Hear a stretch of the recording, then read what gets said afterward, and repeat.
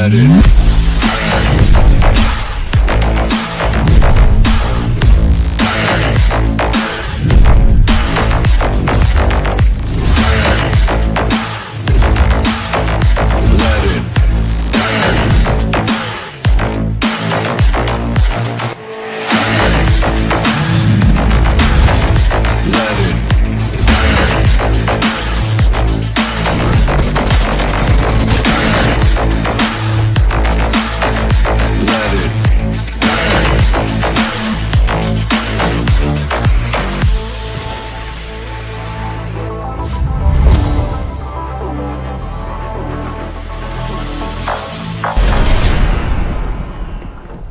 Great news!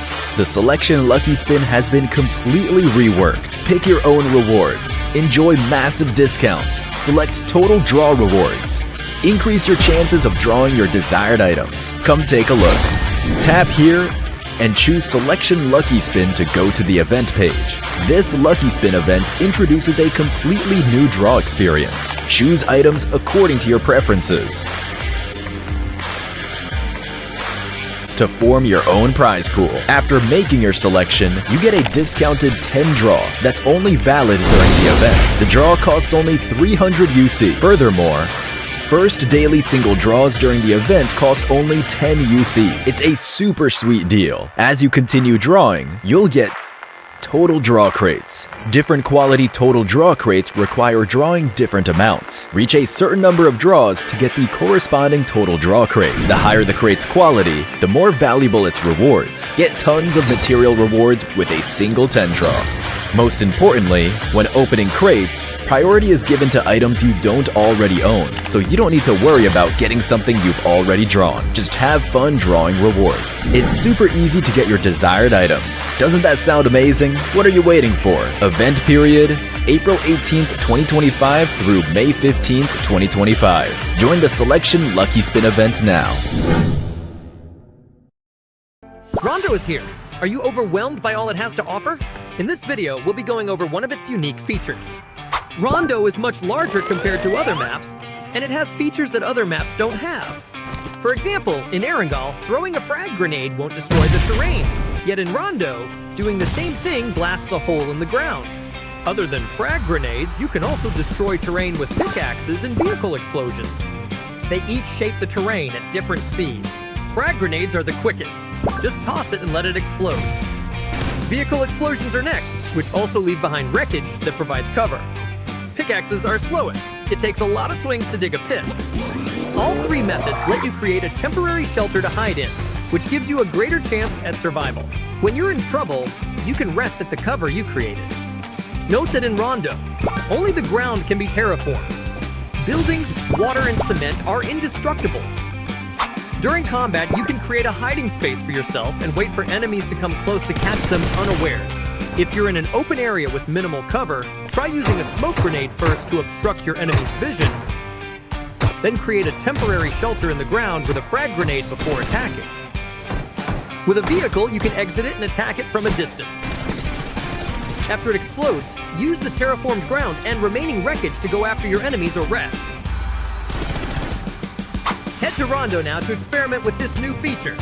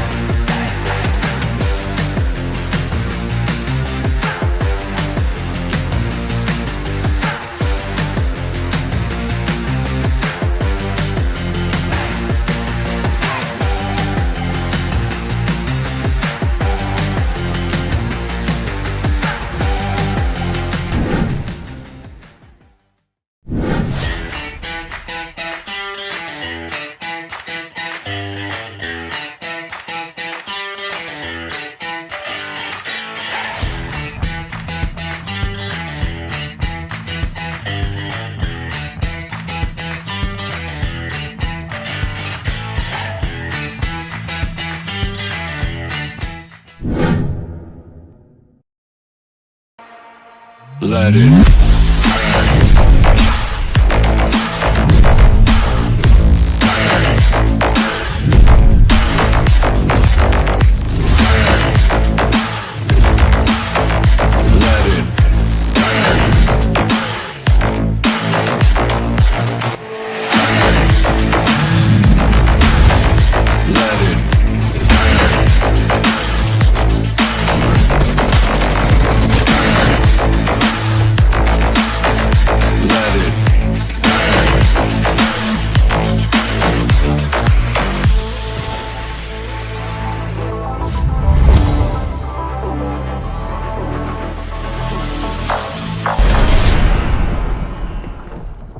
Great news!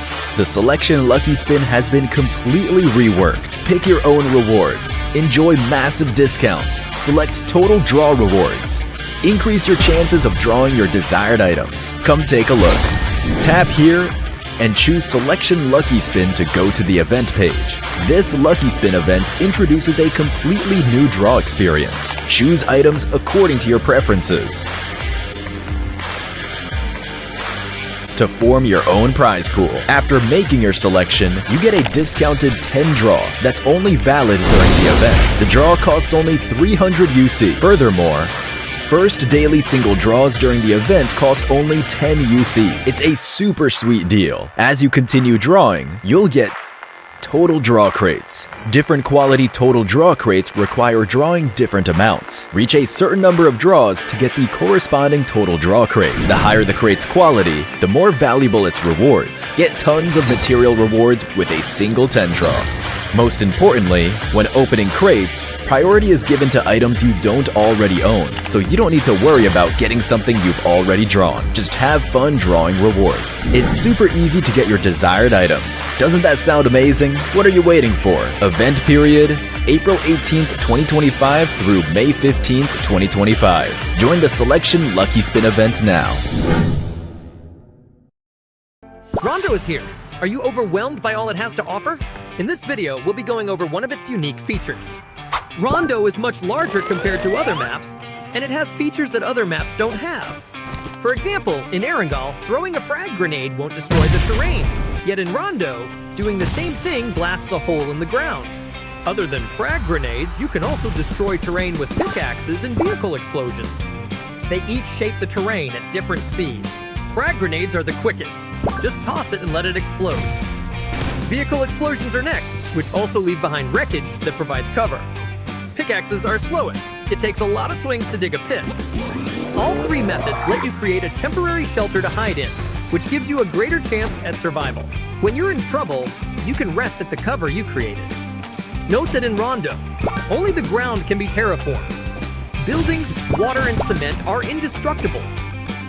During combat, you can create a hiding space for yourself and wait for enemies to come close to catch them unawares.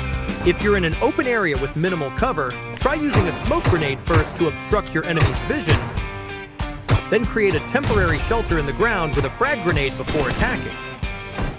With a vehicle, you can exit it and attack it from a distance. After it explodes, use the terraformed ground and remaining wreckage to go after your enemies or rest. Head to Rondo now to experiment with this new feature.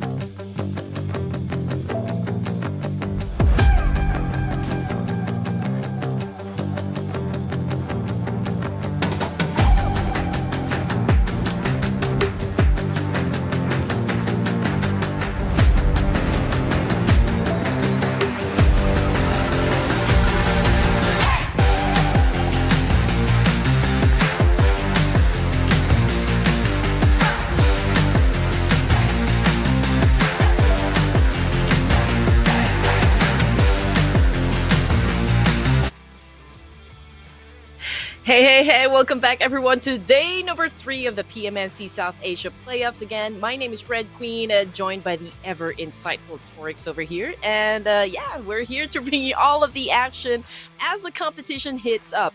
I know that you guys are pretty excited about whatever story is about to unravel for today's set of matches. But before we dive into today's matches, let's talk about what went down yesterday, because wow, it was a game changer, right, Torix? Yeah, it was a game changer. And getting a little bit into the yesterday matches, I have to say it was a day for DRS and the team Royal Dragons whatsoever. 2 chickens for Royal Dragons, 3 for the DRS. They were not just stepping up the stairs, they were jumping on top of them. They were running through that ladder at that point. And because of that, not only DRS is right now on the very top of the leaderboard, so is somewhat the Royal Dragons as well, because those 2 chicken dinners gave them a really great push that they are really needed to get in order to be into at least that top 5 position where you're gonna at least qualify for the grand finals. But you have to be careful. This is not just the fight for the grand final. This is also the fight for that PMSL slots. DRS, Tribe AEROMACY, NEPX, Royal Dragons, and MTD Twisted. These are our names for the top 5 right now. Whew, man, DRS Gaming absolutely dominated day number 2, scoring not 1, not 2, but 3 chicken dinners. That incredible streak, of course, has pushed them straight to the top of the leaderboard here, proving why they're one of the most formidable teams in South Asia, Torix. I mean, DRS was pretty unstoppable yesterday. And of course, there's Tribe AEROMACY. What a wonderful climb that they did yesterday as well. They've surged into 2nd place, showing us that consistency and aggression can go hand in hand. Meanwhile, NEPX Esports, who started day number 2 at the top, have now slipped to 3rd. I mean, it's really been a tough day for them, especially yesterday. But knowing NEPX, they'll be hungry to bounce back today. And I'm also happy to see MTD Twisted coming in at number 5 with a total of 58 points here. They're the ones representing Bhutan, so I can still say it's pretty dominated by the Nepali teams. But of course, the playoffs is not over just yet, so I'm interested to see again what kind of story we're about to witness for today's set of matches. And as for the top performers, we've got Example putting up a total of 16 elimination points. He is at a top spot with together with Domain from NEPX coming in hot at number 2 with 17. We also got Caesar over here, and of course Killer YT from The Real Soldiers. We have these top 5 as our top 5 performers of the overall so far. 16 elimination, for example, 16 knocks, 4,244 damage. Then we have 1 more extra elimination for the Domain side, but the damage is severely under-leveled at this point. Just look at that. It's 1,100 of a damage difference from number 1.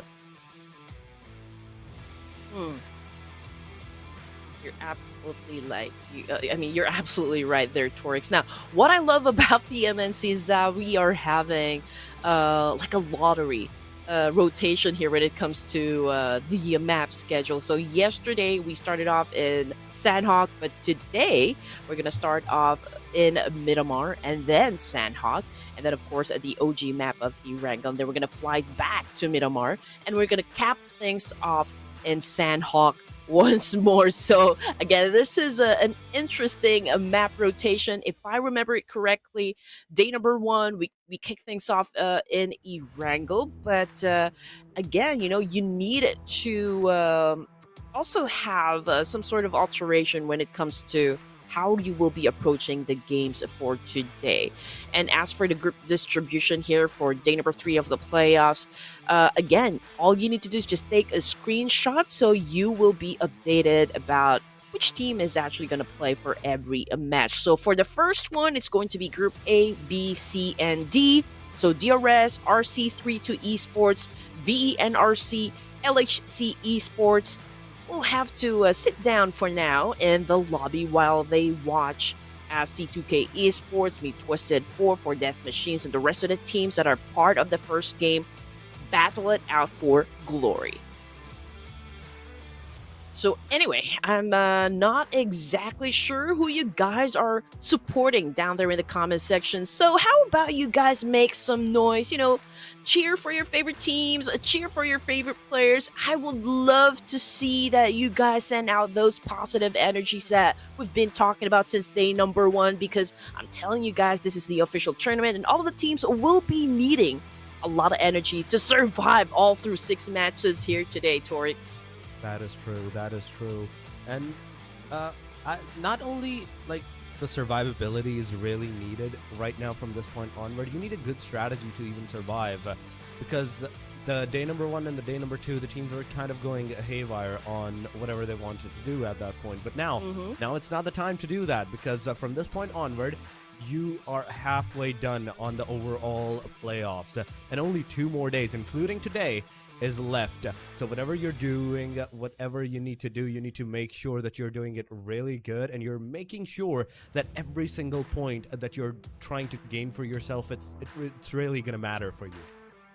Yeah, and it's not easy to put even an elimination point in the bag, right? I mean, you have to go through all of the squads that you're competing inside the game, and it's not easy to do all of those rotations that we see in the game. I mean, this professional teams right here just make it look like it's kind of a breeze for them, but it's actually really hard. I cannot even remember, myself playing a casual game of PUBG, but I do remember how it feels to be pressured, all those adrenaline pumping movements that you do inside the game to make sure that you survive, and that's exactly what we are about to witness as we kick things off in Miramar, match 1 for day number 3 of the playoffs. So again, people, make some noise down there in the comment section. Make some noise, because we are headed into the first match of the day number 3, the second last day of the playoffs. The plane line going from the truck stop all the way towards the western side of La Drelia area. The south side is kind of favored by the plane line, but will the circle do the same? Will the circle go towards the southern side, or will it go somewhere in the hard shifting northern regions, northeastern regions, somewhere of that sort? But San Martin, Hacienda del Patron, it's accessible. Los Leones is accessible. Chumacera is accessible right now. Valle del Mar, I haven't seen a team go to the Valle del Mar, and depending on the situation right now, some teams might even try to go over there. Some teams might even choose that from this point onward. But what I want to see right now for the day number 3, the starting action, is if any team is actually going for those clash drops, any team is going for those early fights that might ensue some decent amount of points to them, some confidence, or it's going to take the complete momentum out of them, at least for the first game. Yes, absolutely, you're right. If I remember it correctly, most of the teams actually dropped to the northern side of Miramar, so this is an interesting choice of locations for most of the teams here. I do wonder, though, if OPZ has something of a surprise for all of us. Again, for 2 days straight now, they haven't been really having a good time, so I'm pretty sure that they were able to get back to the drawing board and maybe talk about the things that they needed to adjust. So I'm pretty hopeful at their performance for today's set of matches. But as we begin, a while ago we saw the map feed and I was looking at Los Leones, so I believe there are at least 2 teams that chose to drop in that location, so perhaps we'll just have to wait for a few more minutes until they decide to actually clash at each other. I don't think they're gonna clash today.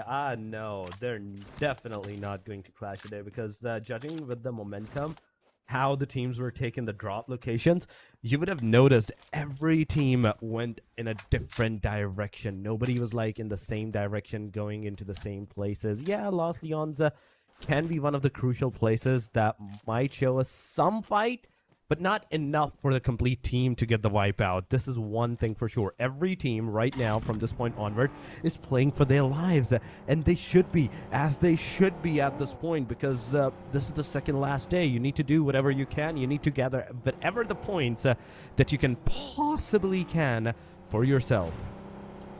Absolutely. Third day, again, during the first 2 days of the PMNC, that is the opportunity for the teams to kind of really rack up a lot of points, build that foundation that we always talk about quite frequently. And today should be all about cementing their position in the overall ranking. So they need to create a wide gap, a substantial gap, to make sure that no team will ever catch up to the numbers that they were able to put up on the board. I mean, it was a phenomenal performance that DRS actually made yesterday. I mean, they already crossed the triple-digit score, the first team to actually ever do that. So it's going to be an interesting fight, since NEPX actually had a very strong and explosive performance for day number 1, and the buffer that they were able to set wasn't really enough for them, and now they have been pushed further down the ranks. I mean, Tribe AEROMACY came in at second place in the overall ranking, so I'm interested what NEPX also has in store for us. Will they be able to get back the top spot from DRS, or will DRS continue the fight and just be really aggressive from this point on? This is one thing that we do have to see, if DRS is actually going to go for those fights with those aggressions that they did into the last day, the yesterday one. But so far, nobody's fighting. OPZ, on the other hand, we were talking about the OPZ's performance, if they're going to do any good or not. But what I'm seeing right now, oh my god, only 3 players have joined from the team OPZ, and this is not something good. This is not a good. You need to make sure that you're joining with every single player that you can possibly can with the 4 full squad. Already, they're heavily undermined from this point onward. They're not going to be able to secure those points that they could have secured if they were a 4-man squad. But Royal GURKHAS right now on our screen so far, getting their loot, getting their arsenals, and luckily 2 of the players have their cars as well. That is Psycho, that is Rishi at this point. But LOD, Nexus, this is the Los Leones we are talking about, ladies and gentlemen. And so far, I am not seeing anyone into the minimap of Los Leones. So some of the highlights that actually happened from yesterday's set of matches, again, I would want to put it out there, not to from HAINA. Esports was able to clutch a 1v3 situation in Sanhok, particularly in Paradise Resort. There's also SPE, who kind of went super aggressive yesterday. I believe they were able to finish off really strong for the 2 matches, and they gave it a double-digit score. So I'm hoping they were able to carry that same energy back in today's set of matches. So they will have a chance to improve their status in the overall rankings. And of course, the Royal Dragons, who was able to score 2 chicken dinners yesterday. But getting back into what is currently happening from inside the games, I think we are about to have our first clash here, ladies and gents. RLX versus KOM. And oh no, RLX, one of their players have already been picked up by Loco here, going Loco for now, up against RLX. This is the fight that we were waiting for, the first fight that has ensued. Loco, he's the first guy to get that elimination done, but oh my god, Pico Pick, he definitely got another one. That RLX, right now, from this point onward, has lost a second of their player. This is not looking good for the team RLX. So right now, all they need to do is they need to get out of here. Whatever you do, do not get more engaged into the fight. But not only that, KOM, after KOM, it is a WETM7. And thing might just get a little bit more spicy for the team RLX side, as they're trying right now, just not on the 1 squad, but trying to save themselves from 2 different squads. Those teams at the second half of the overall rankings, I believe they will have to step on the gas here. They cannot really go through the 6 matches today a little bit leaning onto the passive side, since DRS was able to already cross that triple-digit score, and they will have to rack up a lot of points just to remain competitive for PMNC. I mean, if they would want to climb up ranks, then they will have to really, I guess, catch a lot of points here. And, well, just observing from like how the teams play from day number one, they love to avoid, all conflicts from the first few zones here. And again, most of the fights happen when we get to stage 4, stage 5, but there should be a change in like pace and how they approach each situation here inside a battlefield. Again, they will have to take it up a notch if they would want to, of course, improve their rankings. But anyway, map feed here, most of the teams will be coming from the south side, so perhaps we will be seeing some edge of the circle battle here, especially from Tribe AEROMACY. I mean, there's plenty of teams headed towards the same direction, so I'm pretty sure we're going to have a trade-off like 4 death machines on the screen right now. Aditya, who was actually one of the top performers yesterday, or what's that? Okay, the second day, just opened fire up against an enemy there, but wasn't enough to actually shut him down just yet. That is true. So far, it's not enough for these teams to like shut down someone. Aside from the first fight that we have seen against the RLX, that is the only fight that has actually ensued. So KOM is the only team not only getting that first blood, but the second blood as well. The rest of the teams, they have not engaged themselves in any kind of fight whatsoever, but there we go, the things are about to change. Loco from KOM, he's going, RG, Royal Cross, Arc, he gets taken down by the S12K, instantly a finisher comes into the place, and Krish, Psycho, and Mamba, the 3 players from the team Royal GurKHAS from this point onward, now they're gonna go on the top of the mountain, at least 2 of them, and they will try to take the fight from a high advantage point. But KOM, they know. What I can say is that they know. Just look at their like physique, how they're looking everywhere to their surroundings. They're ready for the day number 3. Yeah, that's the name of the game here in Miramar. You need to be able to take control of a high ground advantage here, and that's exactly what we can see coming from Royal GurKHAS. As long as they are here, they should be able to really capitalize or maximize this position. As long as you can milk it, you have to milk it, because you're not always going to be favored by the circle here. So if it's already part of the outskirts, and then you will need to, of course, vacate this very position, which is sometimes a little complicated to do. But anyway, Tribe AEROMACY just came into scene here. It's a 2-2 split, so divide and conquer for Tribe AEROMACY. They know that there's a couple of players up above, and probably they're wondering, oh, is it worth it to actually climb up this mountain and score some points, or will it take enough energy for us? But let's see what's going to happen for the side of Tribe AEROMACY. So far, what I'm seeing is the first stage is about to close down, and we have 3 teams outside struggling to the blue zone. Team SYN, Team JUTTI, Team LOD. These are the 3 names that are right now outside taking the blue damage. But 3 seconds, 2 seconds, the circle's about to take a shift, and I do hope it goes northern side, which it does. Monte Nuevo right now in the circle. A really decent like transition point for the teams so far. If we're talking about the team OPZ, look at them.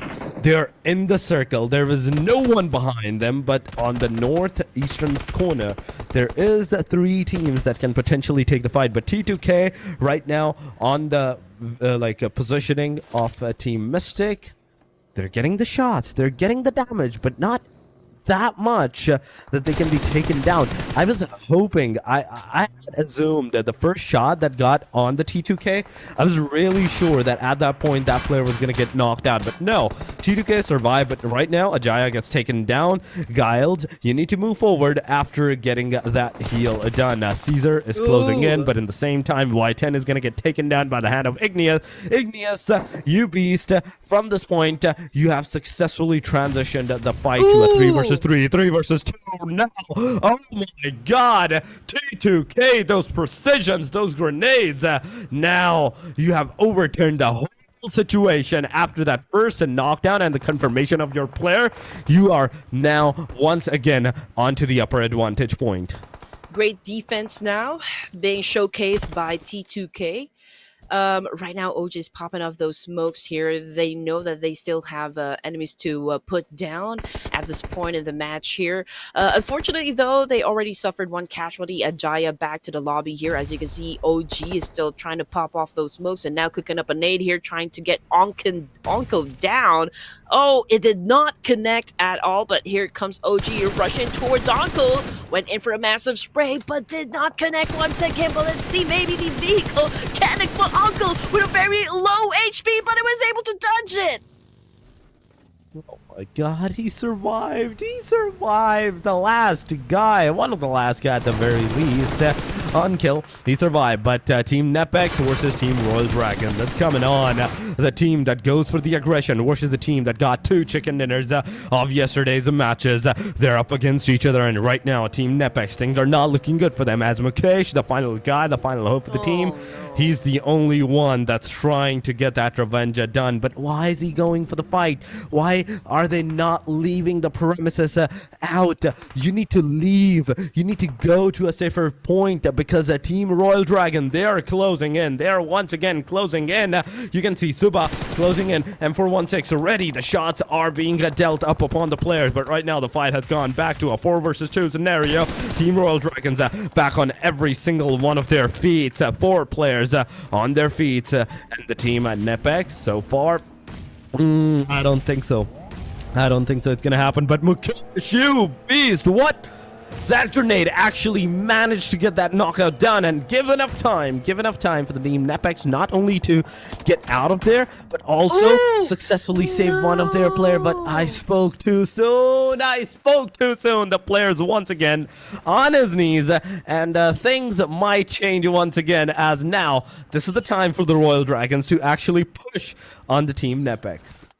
2-time winner chicken dinner Royal Dragons now trying to slaughter the remaining players of NEPX. And again, NEPX not really having a good time for day number 3. This is not how they wanted to start day number 3 of PMNC South Asia, but it's a good thing that Domain was able to shut down a claw from that peculiar angle right there. Now he's gonna answer with a nade up against Frag, but Frag repositioned himself. Okay, let's see what's going to happen as Domain tries to get into a movement here, but Claw still knocked down. Frag low in HP. He's trying to heal himself up, but can he seal the deal? Claw already out of the game, so there's a chance for NEPX to flip the script because we are now down to a 1v1 situation.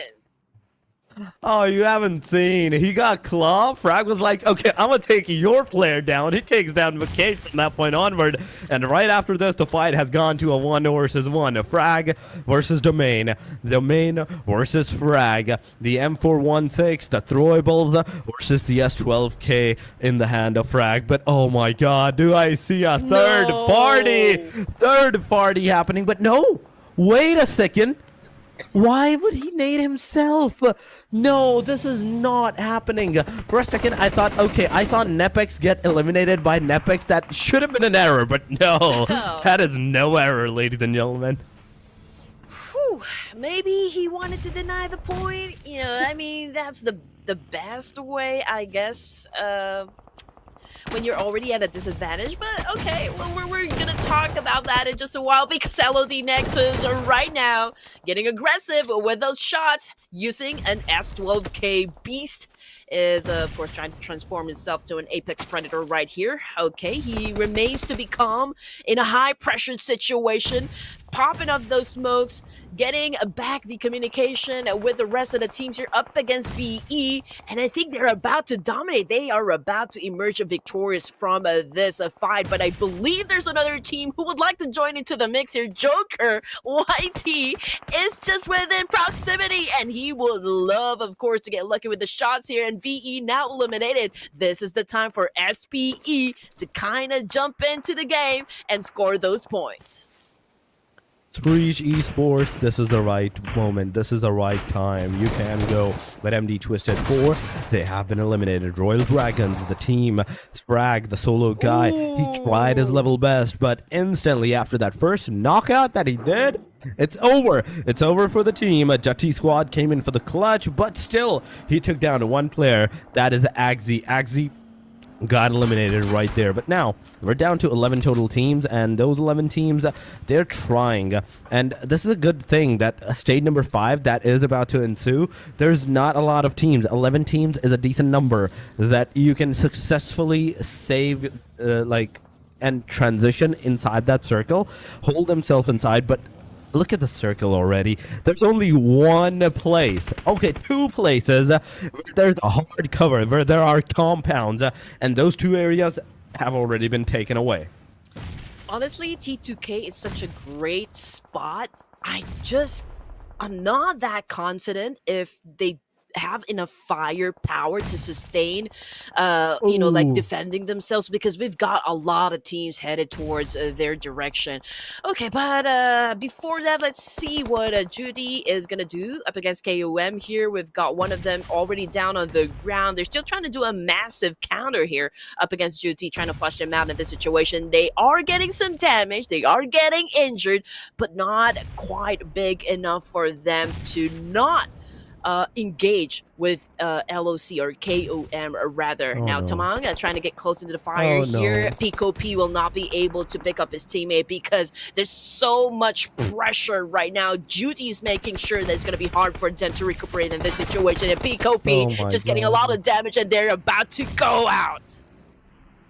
Pico Pick, you are low on that HP. Get out of there, and that's exactly what they're going to do.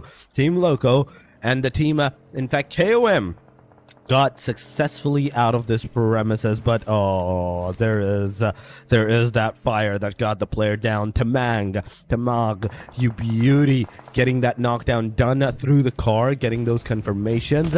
More and more for yourself. Nexus Godson gets eliminated, and right with this, Team LOD is down to the last 2 players as well. A nice transition point, getting into the compound, a safer side location inside that circle. It's definitely going to help you survive for at least a bit long bit of time. But AST, in the meanwhile, they're fighting with the KOM Slayer HAINA in the side. In the kill feed, you can see SHREEPECH Esports versus T2K. Everybody is fighting somewhere just because of this circle, just because of this radius. It is such a unique radius that you don't have enough positioning, you don't have enough cover points that you can successfully save yourself from all the different directions. Yes, you are going to save yourself from one direction, but what about the rest of them? You're definitely going to be spotted out from the rest of the directions, getting those shots, getting those connections on yourself. But it is a 2 versus 1 fight. The car elimination came in for the Tricks, and Venom gets eliminated by Loco with the S12K. Well, so far so good for T2K, bagging 5 elimination points, and Toodle Love getting most of them. It's a good thing because I believe aside from T2K, there's KOM who also was able to put up 5 elimination points in their pockets. So again, T2K down to their 3 players, and if you guys saw the map feed just a while ago, there's a lot of teams that might head towards that particular spot. So hopefully T2K was able to set a very good defense here. And so far, again, they're doing good, right? For Death Machines, it's just right up in front of them. And I believe, this is such a great opportunity to gatekeep those teams and score potential points here. I mean, that's definitely gonna catapult them maybe at, let's say, top 5? I'm not sure. I'm not sure if it's enough to survive that much, but there we go. JUTTI squad, they're gonna get eliminated. The team that is on the hashtag number 12 so far, just the 34 points. 4 Death Machines, they also have 4 eliminations in this match, and I do love every single team. Look at them: 4DM, KOM, SHREEPECH, T2K. They have 4, 5 eliminations respectively. Then we have RG, 6 elimination, LOD with the 4. HAINA is the only one that has not yet got into any kind of fights. Yes, they did got a knockdown at one point in time. We saw the kill feed, but they couldn't get that confirmation done. And because of that, right now, they don't even have a single elimination to their name. For Death Machines moving inside that circle. SHREEPECH Esports versus T2K. It's finally happening. Team LOD is also receiving that damage from the side of 4 Death Machines, getting those knocks, getting those confirmations. For Death Machines Machine. This is the 5th elimination. 6th maybe on its way, and there we go. 6th on its way. LOD got eliminated, and right with this, SHREEPECH Esports also takes the bag out. Okay, this is again a massive chance for T2K to score a lot of points. We did see a lot of teams again just really headed towards to that direction where T2K is staying at. But unfortunately, okay, I believe they were able to pick up their teammate. Okay, so T2K back into a 3-man team, which is absolutely going to do them good. And HAINA Esports, right now they're engaging. I believe they focused more on securing some great spots first before they get into any engagement here. I mean, it's a pretty good formula. Focus more on getting a placement points at the beginning of the match, and then perhaps score some elimination points when you get to the latter stages of the game, which we are already looking at the final 4 teams remaining. We've got a KUM, T2K, HAINA, and 4 Death Machines. And now HAINA, they've managed to go through a lot of zones here, scar-free. They still have a complete squad here. I believe aside from them, it's 4 Death Machines that have the number advantage up against KOM and T2K. It is so far. We're down to the top 4, ladies and gentlemen. HAINA Esports, yeah, they have the man advantage, but they have not gotten any kind of fights, and this can potentially hinder their performance, hinder their aggression when they really need to, because they're not accustomed to the fight in this map so far. 13 players, 4DM have 4, HAINA Esports have 4, T2K has 3, and KOM has 2 players into their name. And judging from the locations, 4 Death Machines, I think they have a really amazing point that they can really secure the chicken dinner from, but the circle is going to take another shift. That's the thing. The circle is nobody's, but oh my god. Okay, I spoke too soon once again, ladies and gentlemen, because the circle is right now for HAINA and for the 4 Death Machines. The rest of the teams, they need to enter inside the circle somehow, one way or another, but I don't think so that HAINA Esports, neither the 4 Death Machine is going to let this opportunity go by and gonna let anyone enter from this area.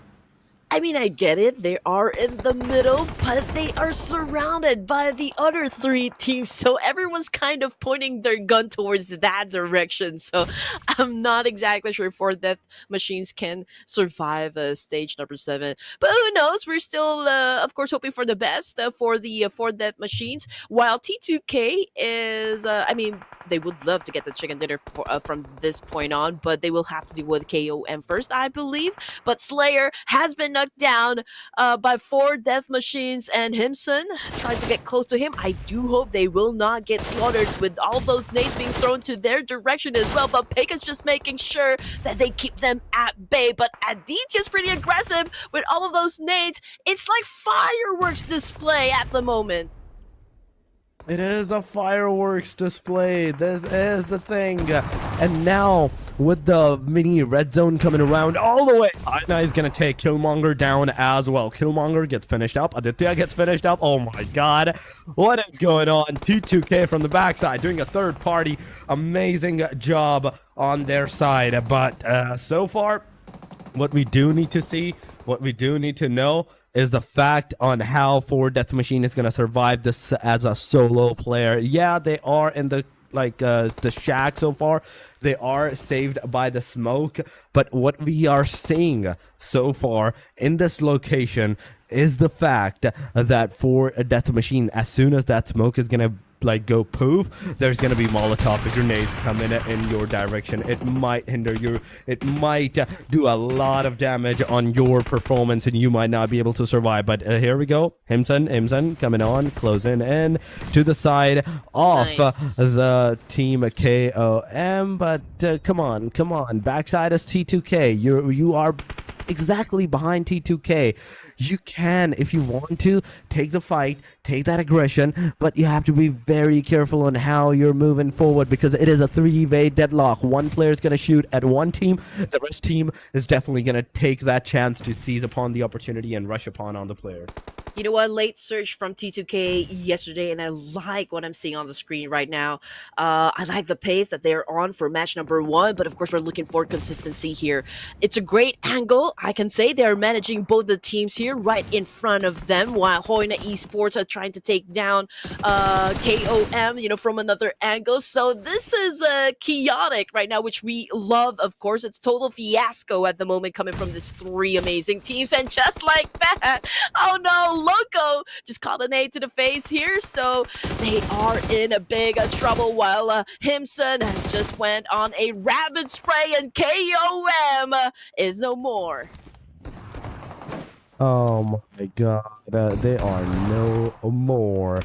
And right with this, we have to see the last two. It's a 1 versus 1 so far, and HAINA Esports, they are gonna take this chicken dinner for themselves. An amazing start, an amazing end. Team HAINA Esports getting that chicken dinner, even though at some point in time, like 5th, 6th stage, we were seeing them not even getting a single elimination to their point, to their name. And this is a very big thing. They have done this. They have gone away with this very beautifully. I can say that both of the teams right now showed different tactics for match number one here, day number 3 of the PMNC. I mean, HAINA Esports, they avoided all conflicts for the first few zones. They popped off, during stage 6 here for match number 1 in Miramar, and it was great. It worked out for them. Great formula. So just like any other matches, we'll be looking for consistency as well. And big shout out, of course, to CR7, because I just know that HAINA definitely is happy with this kind of performance right now. HAINA Slayer 2 elimination points. We got Hibson with 3, Notsu with 2, Peika, I believe, did they experience early elimination? No, but perhaps he was the one really scouting and going around the map here, just making sure they get into a very good spot for HAINA. And again, teamwork is really what makes the dream work. That is definitely correct. Teamwork makes the dream work, and we have seen this like teamwork a majority of the time. The players do this very amazingly, and just because of this single match, HAINA Esports will have a decent chance once again into the ranking side, into getting that ranking side for themselves. But right now, the highlights is on our screen. We are seeing the best moments, at least for this match, and many more to come. The first thing is there's going to be a lot more of these moments to come and to occur from this point onward, because so far it was a LOD that were throwing the grenades, getting those S12Ks on the connection side, and I'm talking about the side where 17 minutes have passed and 14 teams were alive. I'm very happy at the fact that, it was a strong performance coming from T2K. It's been a long time coming. Every fan out there of T2K has been expecting an aggressive performance from the boys, and this was a great opening match for T2K. It's a double-digit elimination point, that is for sure. Although they weren't able to score the chicken dinner, it's still it's a strong finish for the team, and we already anticipated this, that they were in a great position so far, and they were able to score a lot of points. They were able to put up a very great defense. There were at least 4 teams that went to that same direction, and they were able to go through all of those teams with only 3 players. So that is a top-notch performance coming from T2K. Unfortunately, though, for match number 1, NEPX had an early elimination. Not quite sure, though, if they were able to bag at least 1 or 2 elimination points from this round. But, of course, this is not the kind of performance that we expect, coming from NEPX. That is true. This is not the kind of performance we would expect from the NEPX side. They were struggling yesterday too, if you remember. Yeah. They were struggling yesterday as well into the first half of the game. The second half is where they did some really decent points. They got some of their momentum back and made somewhat of a comeback. But HAINA Esports, beautifully done into top 3, into the top 2, and into the top 1 as well. Straight up, taking down T2K as their final contenders. But we have the MVP of the match, that is Love from the T2K side, even though they couldn't get that chicken, but still 36.84% of headshot ratio is a decent headshot. Not even a decent, it's a really great headshot ratio. That's definitely true. Okay, so I mean it's okay. T2K wasn't able to bag the chicken, but at least they got the MVP title. Toodle love right here. We saw a lot of love bombs that happened during the end game, but unfortunately though for T2K they weren't able to close the chicken dinner. But it's okay. I mean we still got 4 more matches that they can capitalize on. But as for the stats here, ladies and gents, 222 throwables used in the game. I think this is a pretty okay number. For the airdrops looted, it's a total of 3, and the longest distance elimination again set out by Toodle Love. Amazing. This is a great starting from the side of T2K at the very least. 16 points for T2K, even though they couldn't get that chicken dinner for themselves. It's a really, I have to say, a great start. But we have at KOM and, 12 points. Yes, 4 death machines with 10 points. I can say that KOM as well as 4 death machines here open up a very exciting match, you know, for the PMNC day number 3 playoffs. HAINA Esports, I'm looking for consistency here. They played at such high level pace for match number 1.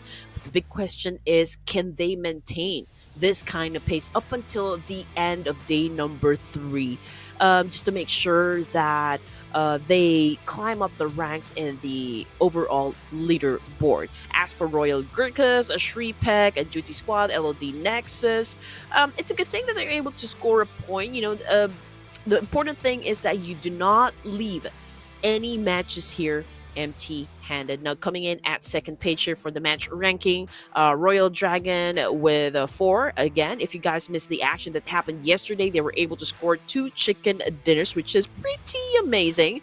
Tribe AEROMACY, they're currently at second place in the leaderboard, so I think they're safe for now, but they're not out of the woods completely. 3 points is still a-okay, and this is the bad spot here for NEPX Esports, scored only 1. OPZ is the same story. MTD Twisted, VE Syndicate, or RLX, at least after, for this match, only 2 teams that scored 0 points. So I'm pretty sure that the leaderboard will have another reshuffle to happen. So I'm excited to see which of the teams actually pushed further down and which teams actually went up. At this point, I just want the teams to go for a really great transition point and try to make as much points as they possibly can, because if they don't, this is the time that you're gonna lose everything. You're not gonna be able to hold yourself into the top 5, the top 10 positions where you can totally brag about it, that okay, we got this kind of a position for ourselves and everything and all that stuff. No, this is not the moment. From this point onward, you need to work on yourself. You need to make sure that you are getting as much best points as you possibly can. But for now, it was the first match that has been done and dusted. Before heading into the second one, we will be going on a short break. Do not go anywhere, ladies and gentlemen. We will be right back.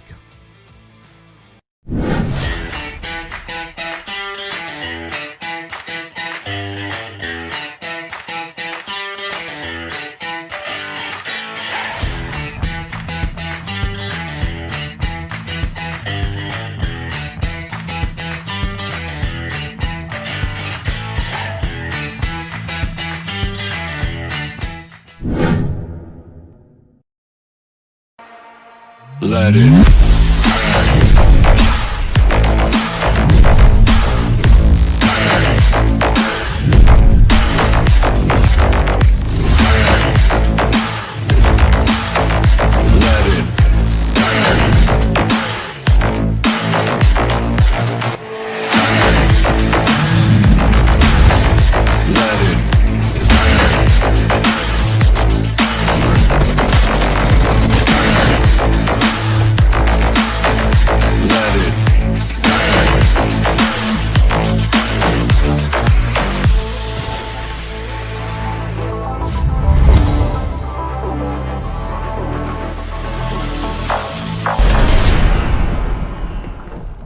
Great news!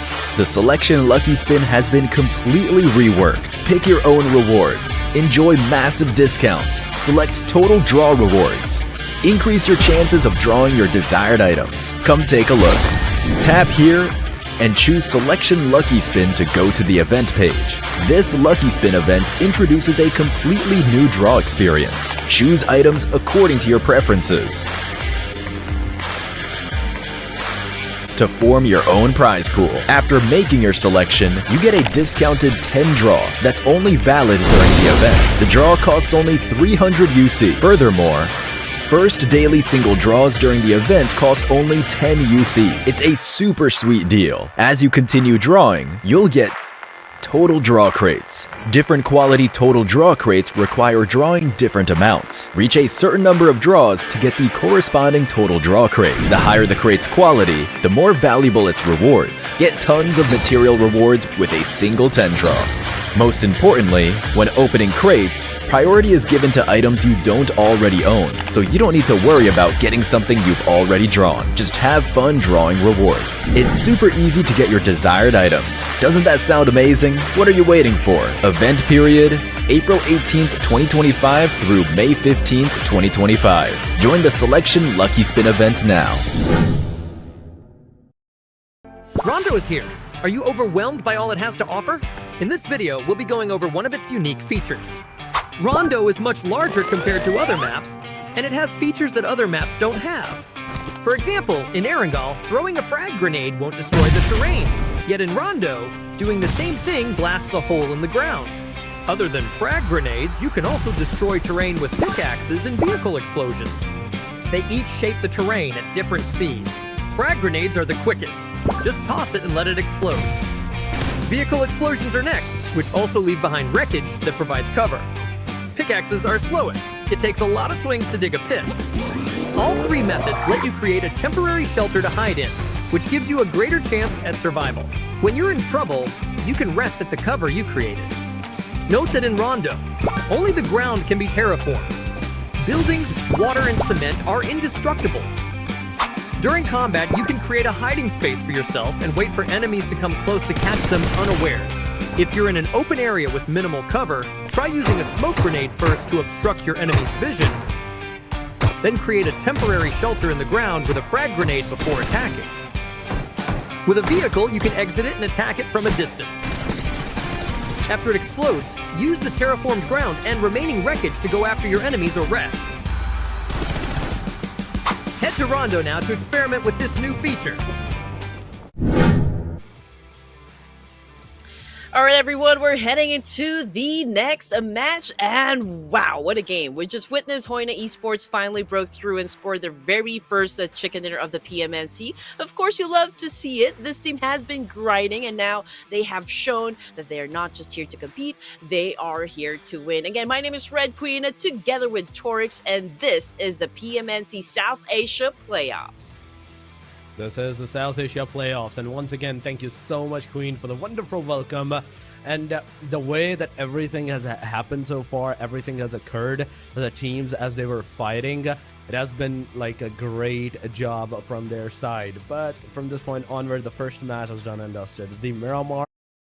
Yeah, the first Miramar at the very least, and now you have Erangels, you have Sanhoks, and you have some more Miramars and Erangels for yourself. So something needs to be done from this point onward if you want to like survive for the longest tad of time. So somewhat in that area, you better be careful on this factor. Oh man, okay. Never realized that we are about to start really the games here, so let's go.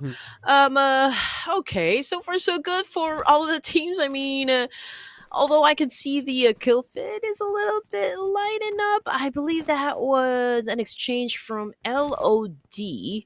somewhere in a Sanhok, just trying to figure out where they are exactly. Paradise Resort has been very busy during the first 2 days here, but it's a different story for day number 3. Tribe AEROMACY is in boot camp. Okay, they are currently taking control of that space.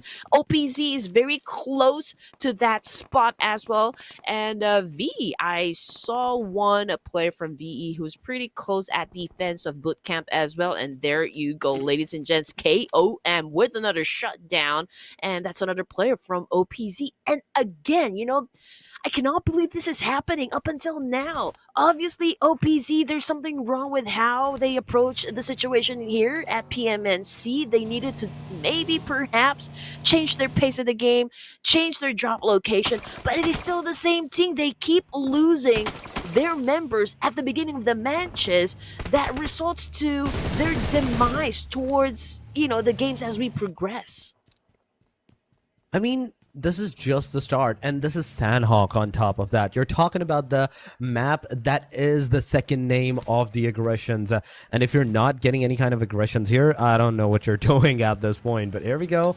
We are seeing somewhat of the aggressions from the teams at the early stages points. OPZ has lost 2 of their players, NRC has lost 1 of their players. But at the same time, they did got 1 elimination to their name. So judging from this point, we can safely assume that yes, these teams are getting something done for themselves at the very least. But oh my god, OPZ and Dream Tribe AEROMACY, the team that actually did got those eliminations early on against the team OPZ on the day number 1, right now is right within the fire range of OPZ. But will OPZ fire? Will Paradox fire on the enemies? The answer is no, right there. And then the answer is straight up no. Players just gonna survive. Players just gonna stay alive here, and just gonna let the team Tribe AEROMACY at the very least go away. Not exactly sure what is going on with OPZ Esports. I mean, we are just at stage 1, and they've already lost 3 of their members. And Godson right now is just waiting for Paradox to step into his trap, and I'm pretty sure he's gonna go for the win here. And here we go, the ring around the rosy here, ladies and gents. Oh, Godson with the shutdown. Godson with the score. Oh man, that was pretty fast and quite an easy kill for that matter. That was quite an easy elimination. Kind of like unsatisfying, at least, if I have to say one thing. But we know these teams that use S12K, like, they know it like the back of their hand, so they know what they're doing. They know what they're shooting at, and they know how to aim on that particular gun. But we have DRS in this game, ladies and gentlemen. One thing I want to point out, the top contender, the number 1 player is right now, the team that is on the number 1, hashtag number 1, is right now on our screen. One thing we do have to know is how DRS is actually going to play this one. And Royal GurKHAS, I don't know why in Sanhok I see this horse more than any other map. I mean, I love seeing horses, especially in Miramar. I feel like, it's the wild, wild west. I need camel straight there. out of a movie, right? But yeah, I mean, it could be a camel. That would be fun. It's like The Mummy Returns. But anyway, stage 1. Again, we already lost OPZ. They are always the first one to actually go out of the game here, which is definitely not good. I mean, but perhaps, OPZ is playing for experience. I mean, nobody really gets home empty-handed.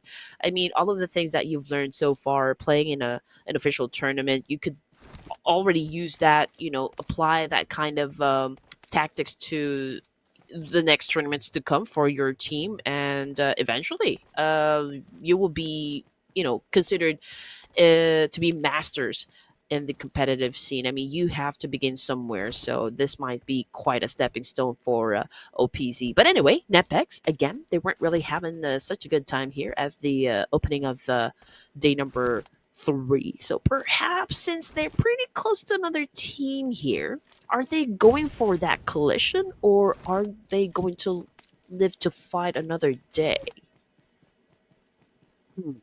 Very interesting question, I have to say. But oh my god, NEPX is doing the moonwalk at this point. I don't know. Is he? Is he not? But here we go. Here we go. He is back. He is back, ladies and gentlemen. And right with this, now what we do need to see is the fact that SHREEPECH Esports is on our screen. Zen's here, right in front of there is going to be Royal GurKHAS Esports, DRS outside of the circle, Mystic Esports outside of the circle, RC32 outside of the circle as well. So it's a back and forth of all these players, all these people, like trying to stay outside of the circle. Sanhok, yes, you can survive the first few stages, but this is Sanhok. As soon as the stage number 4 is going to occur, it's going to hurt you so much. It's going to take so much chunk away from you that you might not be able to even survive from that point onward. So be very careful on whatever you are doing from this point onward. So right here, NRC, oh my god, ouch, those pans, come on, we're seeing pans again. That is entertaining. I mean, KOM almost scored the chicken dinner from the previous match, so I feel like they've carried the same momentum back to match number 2 here.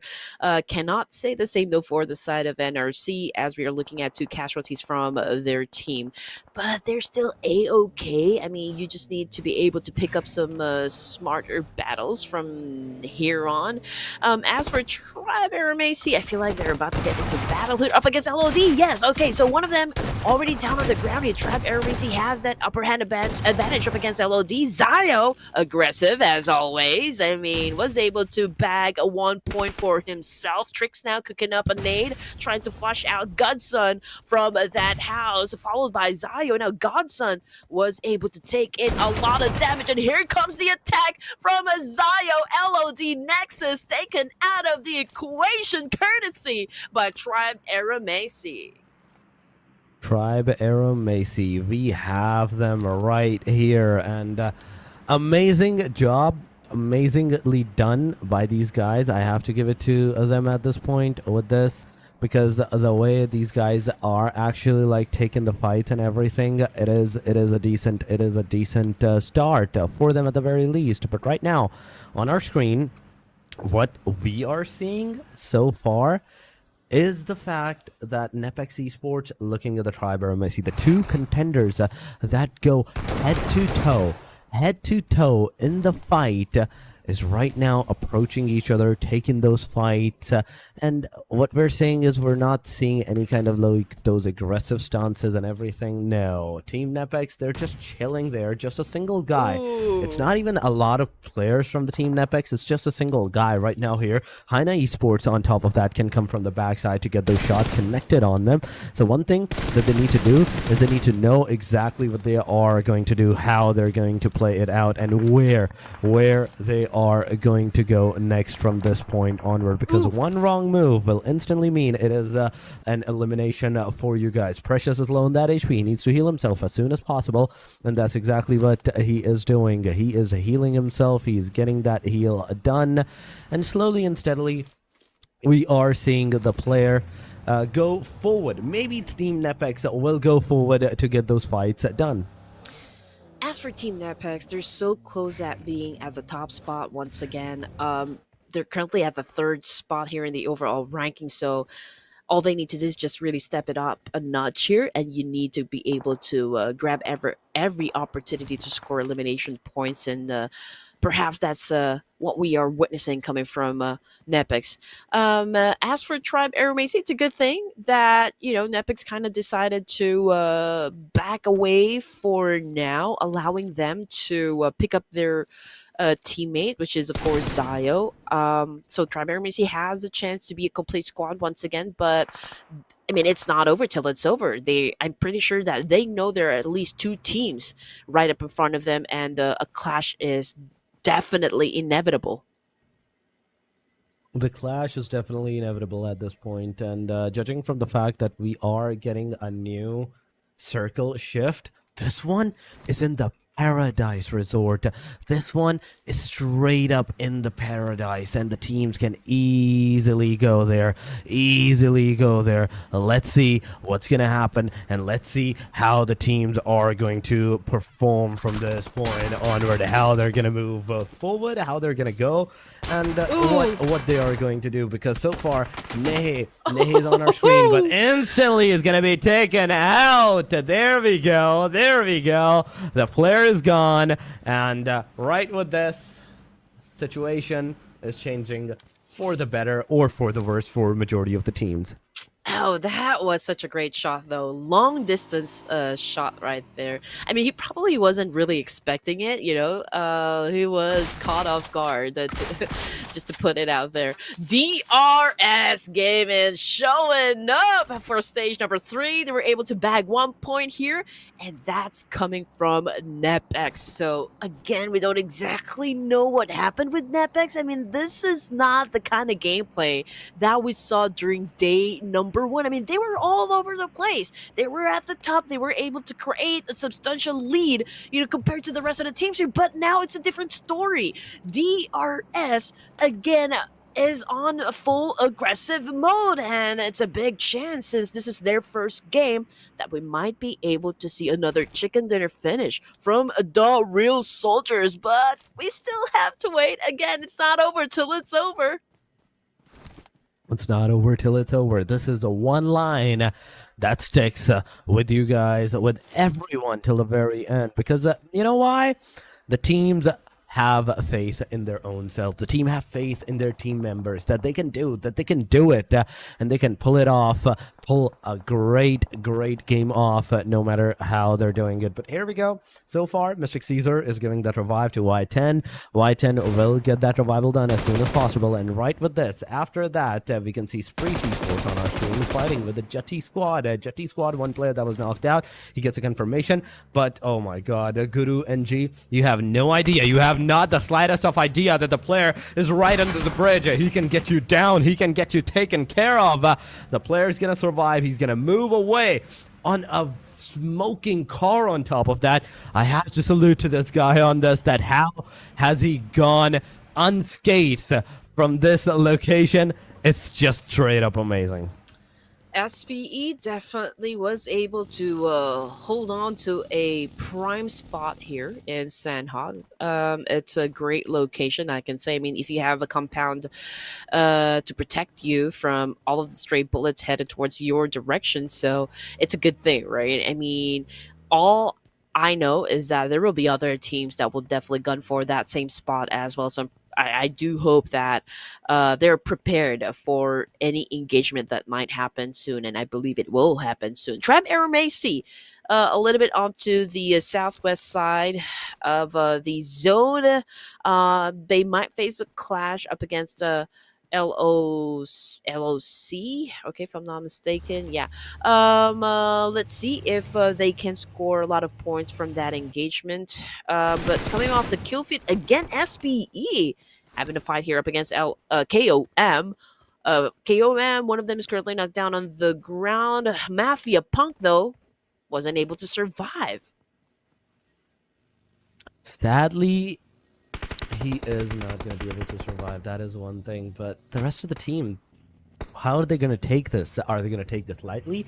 Are they going to utilize this to get some shots connected on the players? The answer to that question is SHREEPECH Esports. Zend got some damage, but oh my god, we have AEROMACY in the area, ladies and gentlemen. SHREEPECH Esports losing more of their players. KOM in the vicinity as well as AEROMACY. Venom closes in, but now he's cooking the grenade behind this rock. He's gonna throw it up on towards the player. It's not gonna do the damage. Pick. He's gonna get taken down by Zero. So Team AEROMACY has every single corner covered against a team KOM at this point. One player's down. He's going to get taken down, but instantly the finisher might come from the SHREEPECH Esports side. SHREEPECH Esports, you can secure that elimination. You can steal that elimination away from the AEROMACY side. But ouch! Venom, this could have been detrimental. You could have died there, man. You could have get eliminated, but he survived. He survived not only the Molotov, but also the grenade that was on his way. And just to keep you guys updated from the kill feed, NEPX lost 2 of their members from HAINA Esports. Man, okay. So a while ago, KOM had a blast in the previous round. They got denied the chicken dinner, but right now they are rocking it. I mean, 9 points in the bag, but at the moment, it's just Keo right now dealing with business here up against SPE. But 9 elimination points, definitely strong here. And now he's about to head over to the safe zone. Just did a massive spray up against Venom here. It's a good thing that Venom does have a tree for himself. It could protect him for now. But how long is Keo gonna survive this one? There you go. He just sacrificed himself to the Blue Reaper. Oh my god, the Blue Reaper has taken another team, another name. And right with this, we're slowing down. We're slowing down. The stage 5 came in. It is in the Paradise Resort, and you can see only one team so far. HAINA Esports is inside the Paradise Resort. On the outskirts, there is the team NEPX that can potentially go take the fight, but oh my god, Esports! What is this? What is this? Himson, you beast! You got one down. You could have taken the second one, but he did not get greedy. He did not get greedy that much. He went into the cover. Now he's going to heal himself back to the 75% HP. Then he's going to move forward and try to take down the rest of the players as well. But there we go. AST0 is going to take care of Himson from this point onward. Himson is also going to throw a grenade that actually is going to hit Rig. So it's a trade-off coming from both angles. Zero, you got to go, man. You got to go forward. You got to get that confirmation, and you have to get that revival done as well. The player got revived. S12K mid. It's way mid. It's connection on towards the players, and slowly and steadily we are seeing AEROMACY closing in, clutching the situation. Venom situation is super hard for you. AEROMACY, NEPX situation has overturned AEROMACY. Now the scenario is not looking good for the AEROMACY. They did come in into the Paradise Resort with a really good manpower, but now it is heavily depleted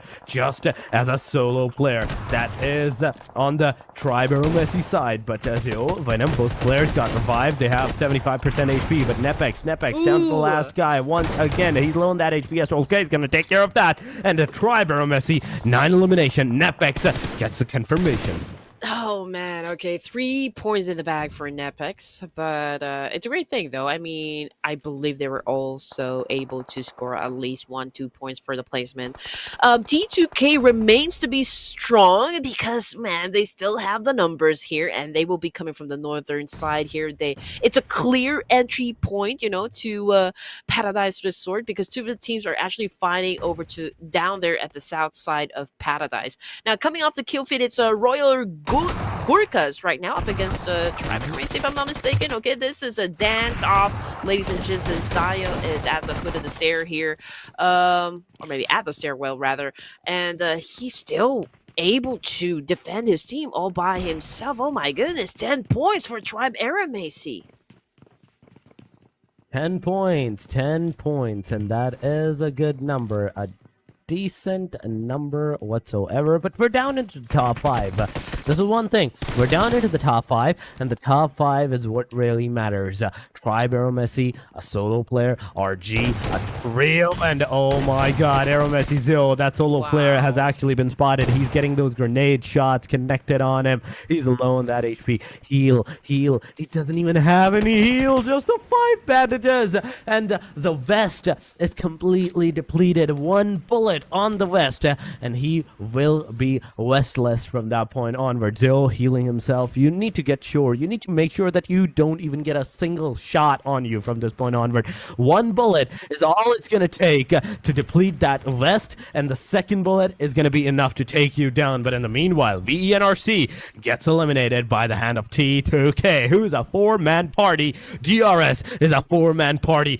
Team RG, Rondo, GURKHAS, a trio, and last but not the least, we have AEROMACY as a solo that's trying its level best. All right, here we go, Royal GURKHAS making a move up against Zio. Ooh, but it was DRS example who scored the point. Man, Royal GURKHAS actually was hunting them down, but it took a little while for them to take down Zaya from that exchange, and it was DRS who scored the point. Oh my goodness. And now we're looking at the final three teams here. T2K is still alive, which of course we all love to see. Now here's the breakdown. We've got RG, we've got DRS, we've got T2K, who's going to be winning the fight. Of course, that's what we need to figure out and wait for the action to happen. You gotta wait for the action to happen, and the action, it will happen. It will happen sooner or Ooh. later. So far, that's a nice skin on the horse. I kind of want it now. He is really the dark horse at this point. DRS for a man nice. who, you see what I mean? The dark horse and oh, Giante. He's trying. I forgot. There was a movie that it's not a part. You know the character that has a skull for a head and he's on fire. The Ghost Rider. Ghost Rider. Okay, there was a part there that he had a horse and the kind of looked like the horse from the movie, old right? Ghost Rider had the yeah. That's pretty cool. That's pretty cool. But anyway, getting back into the action here, ladies and gents. Mamba, okay, was just picked up by his teammate, which is good. They will be needing all the firepower, to go up against the likes of DRS and T2K. But let's see if Psycho can get really crazy in this stage number 9, the final zone here inside Paradise Resort, to survive the clash up against DRS and T2K. This is one thing that we do have to see, but here we go. Here we go. Delta getting that grenade. And right with this, it is kind of not in a good position. He is not in a good position. T2K, you have to be careful. Team Royal GurKHAS, you need to be careful because the top contenders, the aggressors, they are coming. They are definitely coming whatsoever onto you guys, and they're on you. They're on you. Mamba gets taken down by the hand of T2K. Example is also down, but T2K, OG, come on. Man. You can go. You can get that elimination. You can get those connections done. But Killer YT, what is this position? What is this location? It's going to get the player. Through Love is down. Delta moving forward. You need to look on the right side. He got into the prone position in a really, really amazing landing point. But there goes the grenade. It's not going to hit anyone. Now, Delta, S12K, you need to utilize this. Utilize this to the fullest. 1 versus 1 versus 3 situation. 1 versus 1 versus 2. It's coming on. Giante, you need to go forward. Get those eliminations done. Ajaya, he is on the other side. He is going to give his elimination to the play zone. And DRS on the day number 3, taking their start as a chicken dinner. Man, if we have a prediction segment here, I could have won. I could have gotten the point. Well, we've already anticipated an aggressive gameplay coming from the Real Soldiers, and oh my goodness, they did score 3 chicken dinners yesterday, and now this is their 4th one. What a way to open up the matches here for DRS. I mean, technically this is their first game, so what an amazing and phenomenal performance once again coming from the Real Soldiers. The Real Soldiers doing an amazing, amazing job. You can see the elimination: 3 for Killer, 3 for Delta, 2 for Example, and 0 for Giante. Wait. At this point, I feel like something's wrong. Something's wrong, and I can feel it. Yes, we are seeing every team take the fight. And everyone that has the chicken dinner, they have one thing in common. They have one of their players with 0 elimination. This has occurred day number 1, day number 2, and now on the day number 3 as well for some reason. But here we go. The highlights. Pick Opic. He's the first guy to get that knockdown done on the players. Then we have Lord NEXUS with Godson getting those eliminations and all those shots. AEROMACY did a really good in this match too. 9 eliminations they had at the very end of the game. Okay, day 1 and day number 2, that's the time for the teams to build the foundation. But as for day number 3, again, this is the opportunity for you to solidify and cement yourselves at the position that you would want to be in, right? And DRS is on that mission. It is their objective, of course, to dominate PMNC and to just let everyone know, that they are a force to be reckoned with. And again, I'm pretty sure that every one of you guys are amazed at the kind of performance DRS was able to show us. I think they were in a very good spot to begin with. I mean, all they needed to do is just wait for T2K to come at them. And also for the side of RG, I mean, they were running out of space, so they didn't really have that much option but to move forward. So, DRS pretty much already had it in the bag, at stage 8. And they were able to follow through. They were able to defend. So yeah, I do agree with you when you said that you don't believe the other numbers you see on the screen here, because it was a team effort. I mean, imagine everyone going to your direction, going to your spot, and you got 0% contribution. Come on. 0% contribution. This is one thing that team needs to fix, but 0%. Oh my god, we were talking about 0% contribution, but here we go. Now we have 0% headshots, 92% on the body and 7.89% on the legs, making it a complete 100% of the effort of the shots. 19 minutes and 40 seconds of survival time, 3 elimination, 3 assists, 887 damage with 30% contribution for the team. Tribe AEROMACY is that name. Oh my goodness. And again, 127 throwables used.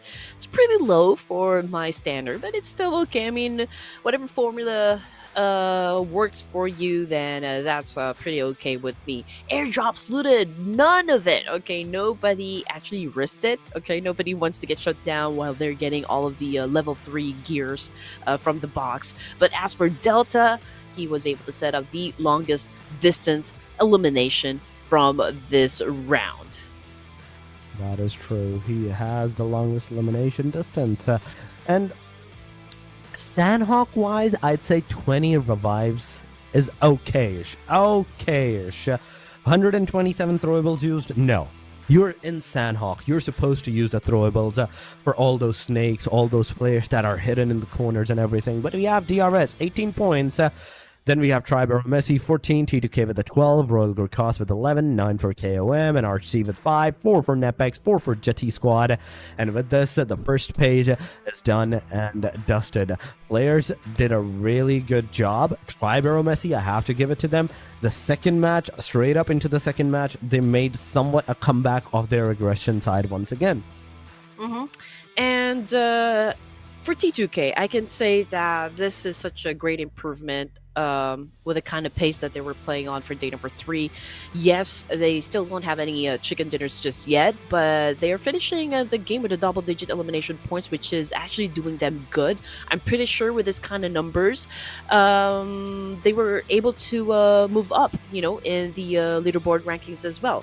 I do wonder, though, because NEPX has been slowing down, in terms of aggression as well, Torix. Is it because of the fact that, most of the teams, especially the prominent teams that we have in Nepal as well, is already on 100% fighting mode? So perhaps that's also the reason why they are struggling a bit.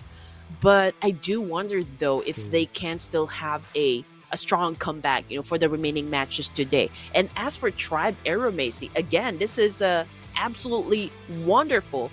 With Zayu's crew, they always get into the latter stages of the game. They score a lot of points, slowly but surely. I mean, after all, they were able to place in at second place in the leaderboard ranking. So that is a team also that we look forward to. Yeah, that is something that we look forward to. And to answer your question on the aggression side, yeah, they're fighting not with just their own region, they're fighting for the different regions as well. And when the different region comes in, different strategies comes in. But this is something that we have to go into the details after the short break, ladies and gentlemen. Do not go anywhere. We will be right back.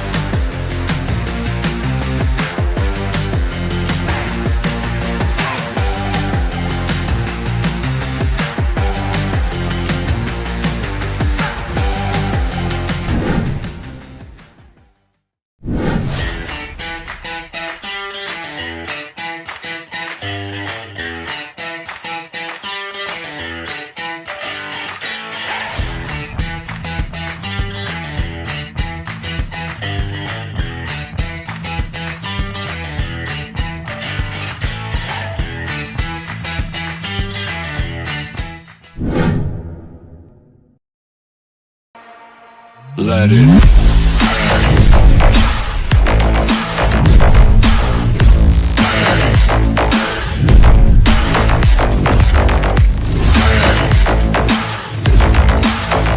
it. Let it.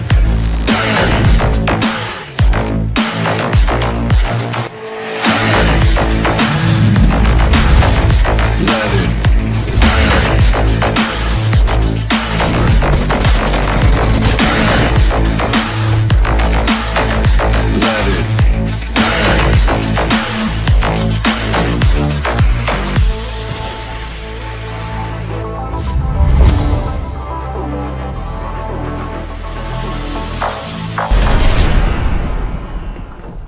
Great news! The Selection Lucky Spin has been completely reworked. Pick your own rewards. Enjoy massive discounts. Select total draw rewards. Increase your chances of drawing your desired items. Come take a look. Tap here and choose Selection Lucky Spin to go to the event page. This Lucky Spin event introduces a completely new draw experience. Choose items according to your preferences. To form your own prize pool. After making your selection, you get a discounted 10 draw that's only valid during the event. The draw costs only 300 UC. Furthermore, first daily single draws during the event cost only 10 UC. It's a super sweet deal. As you continue drawing, you'll get total draw crates. Different quality total draw crates require drawing different amounts. Reach a certain number of draws to get the corresponding total draw crate. The higher the crate's quality, the more valuable its rewards. Get tons of material rewards with a single 10 draw. Most importantly, when opening crates, priority is given to items you don't already own, so you don't need to worry about getting something you've already drawn. Just have fun drawing rewards. It's super easy to get your desired items. Doesn't that sound amazing? What are you waiting for? Event period, April 18th, 2025 through May 15th, 2025. Join the Selection Lucky Spin event now. Rondo is here. Are you overwhelmed by all it has to offer? In this video, we'll be going over one of its unique features. Rondo is much larger compared to other maps, and it has features that other maps don't have. For example, in Erangel, throwing a frag grenade won't destroy the terrain, yet in Rondo, doing the same thing blasts a hole in the ground. Other than frag grenades, you can also destroy terrain with pickaxes and vehicle explosions. They each shape the terrain at different speeds. Frag grenades are the quickest. Just toss it and let it explode. Vehicle explosions are next, which also leave behind wreckage that provides cover. Pickaxes are slowest. It takes a lot of swings to dig a pit. All three methods let you create a temporary shelter to hide in, which gives you a greater chance at survival. When you're in trouble, you can rest at the cover you created. Note that in Rondo, only the ground can be terraformed. Buildings, water, and cement are... All right, everyone, we're back and gearing up for the next match here, but let's take a moment to talk about what just went down on Sanhok, because it's so explosive. I'm not over it just yet. DRS Gaming came in swinging in their first game of the day, grabbing another chicken dinner. That's 4 WWCDs for you. DRS in the PMNC South Asia playoffs. And let's be honest, it's looking tougher and tougher for other teams to challenge their dominant Storks. What do you think has been the key to DRS success so far?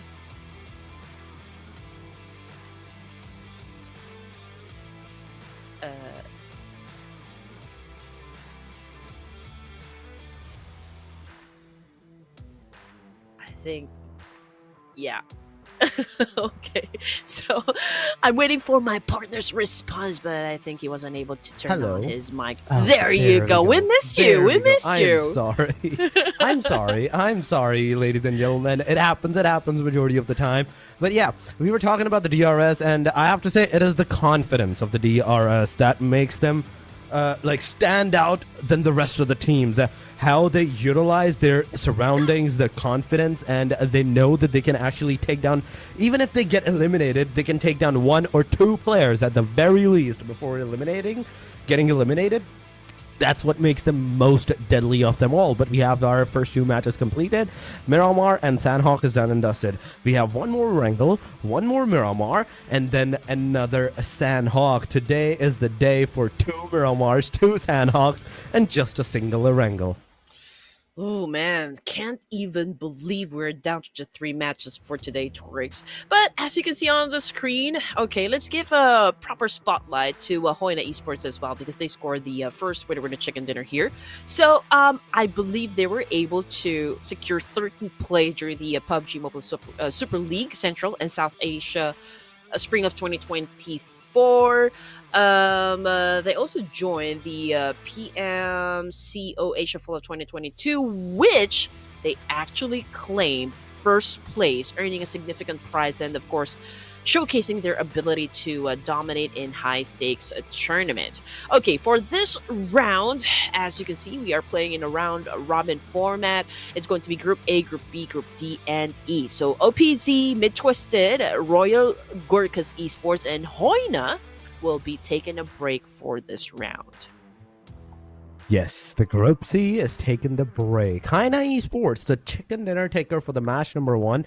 They're on the benches, ladies and gentlemen, but we have our third match ready. Let's go and dive into the Erangel. Day number 3, match number 3. Going all the way from Zarki, in fact, down towards the Senvoska military base. The veteran side is a favored one this time around, but we have seen we have seen the players go towards the Yuzhnaya Polyana, the Milta cities, the Novorovnoye, and how are they going to do it now from this point onward? This is the bigger question because with this, their options are severely limited. Yeah. Oh man. Okay. I do hope we see a military base finish once again here. Just to make it tougher for the teams, as if it's not tough enough just yet. But Tribe AEROMACY, T2K definitely proving the consistency is key. After 2 matches today, both the teams have been steadily racking up points, and you can feel that hunger from them. I mean, they want to be in the top spot, and they're playing like it. So pressure is definitely building here, and the stakes, of course, couldn't be higher. But the big question is if DRS can maintain their momentum now that we are about to step into the OG map, of course, which is Erangel. And Tribe AEROMACY and T2K step up and start closing into the gap here.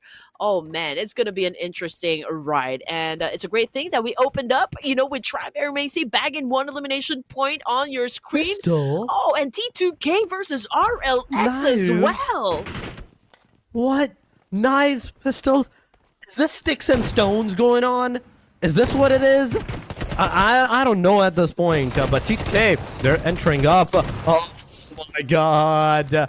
The dual MP7. It could have done a lot of damage on the players, but I love how the fact that T2K was like, okay, I took down the damage. You can go. He should be on the reload. The player went and got that elimination and got that confirmation too. But Tribe AEROMACY, even in this match, they're also getting some decent number of so far elimination. They're kind of going on for the fight, and we have not seen this kind of engagement in whether the Miramar, whether the Sanhok, but Erangel, as we move into this, because the team knows it's just a single Erangel, they can go haywire on this one. Definitely. And we are seeing a different kind of T2K for now. The good side, the aggressive side of T2K. I mean, putting 4 elimination points in the bag right off the bat is the action that we expect coming from T2K. They are trained to kill. Anyway, so they have to live up to their reputation. But anyway, again, Tribe AEROMACY still on your screen here, ladies and gents. And currently, they're about to go up against Syndicate. They do have that leverage up against this opposition just because of the fact that Venom was able to score a point now from this exchange. But Tribe AEROMACY, Syndicate, it's a standoff currently, and I do believe I see Lucidity from LHC within proximity, so perhaps they would love to join into the mixer because they are monitoring the situation. They are monitoring the situation, and this is the Erangel. This is the Erangel, and right with this, 58 players are remaining so far. But oh my god, Tribe AEROMACY getting more eliminations. The knives, the confirmations are coming with the knives. I don't know at this point they're trying to conserve their bullets or they're just trying to mock the other team with the knives and everything. That yeah, this is our territory now. You're not allowed here, and no matter what happens, do not and never approach us in this territory region. But team Syndicate So far, Rolex is the final guy. He is cooking the grenade, and I do believe so. At one point, he might just nade himself just to deny the elimination because of AEROMACY, how they're aggressing. Will he go for the fight, or will he just nade himself? This is a bigger question.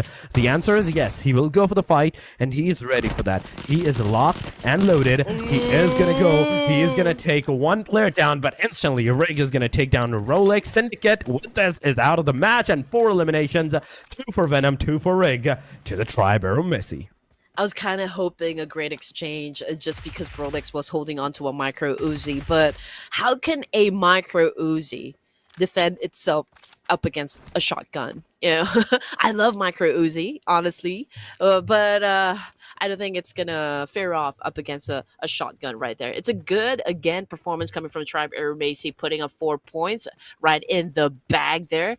And again, they're aggressive as ever. I believe it is now time for them to really solidify their position in the leaderboard ranking, just to make sure that they do have the fair chance to take that top spot, from DRS as well. But with the kind of aggressiveness, with the kind of aggression coming from DRS, as we see on the screen here, it will be tough, for the other teams to even have the slightest chance to get the top spot from them, not unless DRS will have a streak of bad games. I mean, even though if they are going to get a streak of bad games, DRS, it's not going to affect them that much. At least not for this day, at the very least. Because 127 points, whereas the other team is right now even struggling to get 90 points for themselves. I mean, that's a big jump that any team has to take on for themselves. But into the kill feed, back to the action, we have VETM7 getting those eliminations, getting those shots. And right with this, 55 players are remaining with 14 teams. But talking about the RC32, they are also somewhere into the top 10 positioning. You need to be into the top 16 overall if you want to move into the grand final. This is one thing that you need to do once and for all. Classy and PD Sama is the only 2 guys that are alive. The rest of the 2 players, Anish, Ninja, they have been knocked out, and they might get a confirmation. But PD Sama, okay, he is going for the revival, and this can actually overturn against you. So be careful, because there is not just one team. There's 2 different teams approaching the same location, and they can get into a tussle against you. That could be the case. But it's a good thing RC32 managed to pick up their teammate here. Of course, it's always going to be hard. It's always going to be a struggle for teams to get into the latter stage of the game with a complete squad. In the case of RC32, Anish is already out of the game here, so they need to make it work with just 3 of their members. And picking up that player, of course, will add to their firepower to have a chance to grab that chicken dinner. But meanwhile, we've got TM7 going up against NEPX here. We've got Eddie on the screen throwing that nade. Can he get his shot? Domain was able to get damage right there, and here comes Eddie with the rest of the squad here hunting Domain down. But what a shot though coming from Domain, but a great follow-up coming from Eddie, and that is it, the end of the line for Domain. So we already have one casualty onto the side of NEPX, and TM7 they do have the opportunity to pick up their teammate to still remain a full squad. But I would say not looking that good. Not looking that good on the side for RC32 at the very least so far. And then if we're talking about the team of VEE2S, okay, that's a mouthful. I'm going to call them VETM7. But yeah, 2 eliminations and a great opportunity, I would say, that they have to rush upon on the team, get somewhat a knock, and just use these cars. You have the cars already lined up. Just go for it. Get those eliminations done, and that's exactly what you need. You're already struggling. You don't have that many days. You only have a day tomorrow to play, and some of the matches for today. And 28 points is not going to cut it off. So you need to go, and you need to rush as soon as possible against the other team if you want to have any position of surviving into the big gun scenario, into the grand final. If you want to move into the grand final, qualify, then you have to rush from this point onward. But Eddie, he's knocked out. Admiral, he's going to go for the revival, but Same things as I was saying, that this team needs to go for the like a rush. Instead, they get rushed upon. They went their separate ways, and this is exactly what punished them. Okay, here we go. Eddie took a nade in the face there. I believe NEPX would like to avenge their fallen comrade here, so they're definitely gonna be taking up this fight. Now Rex is making a move, trying to find an angle here. Admiral is on to him.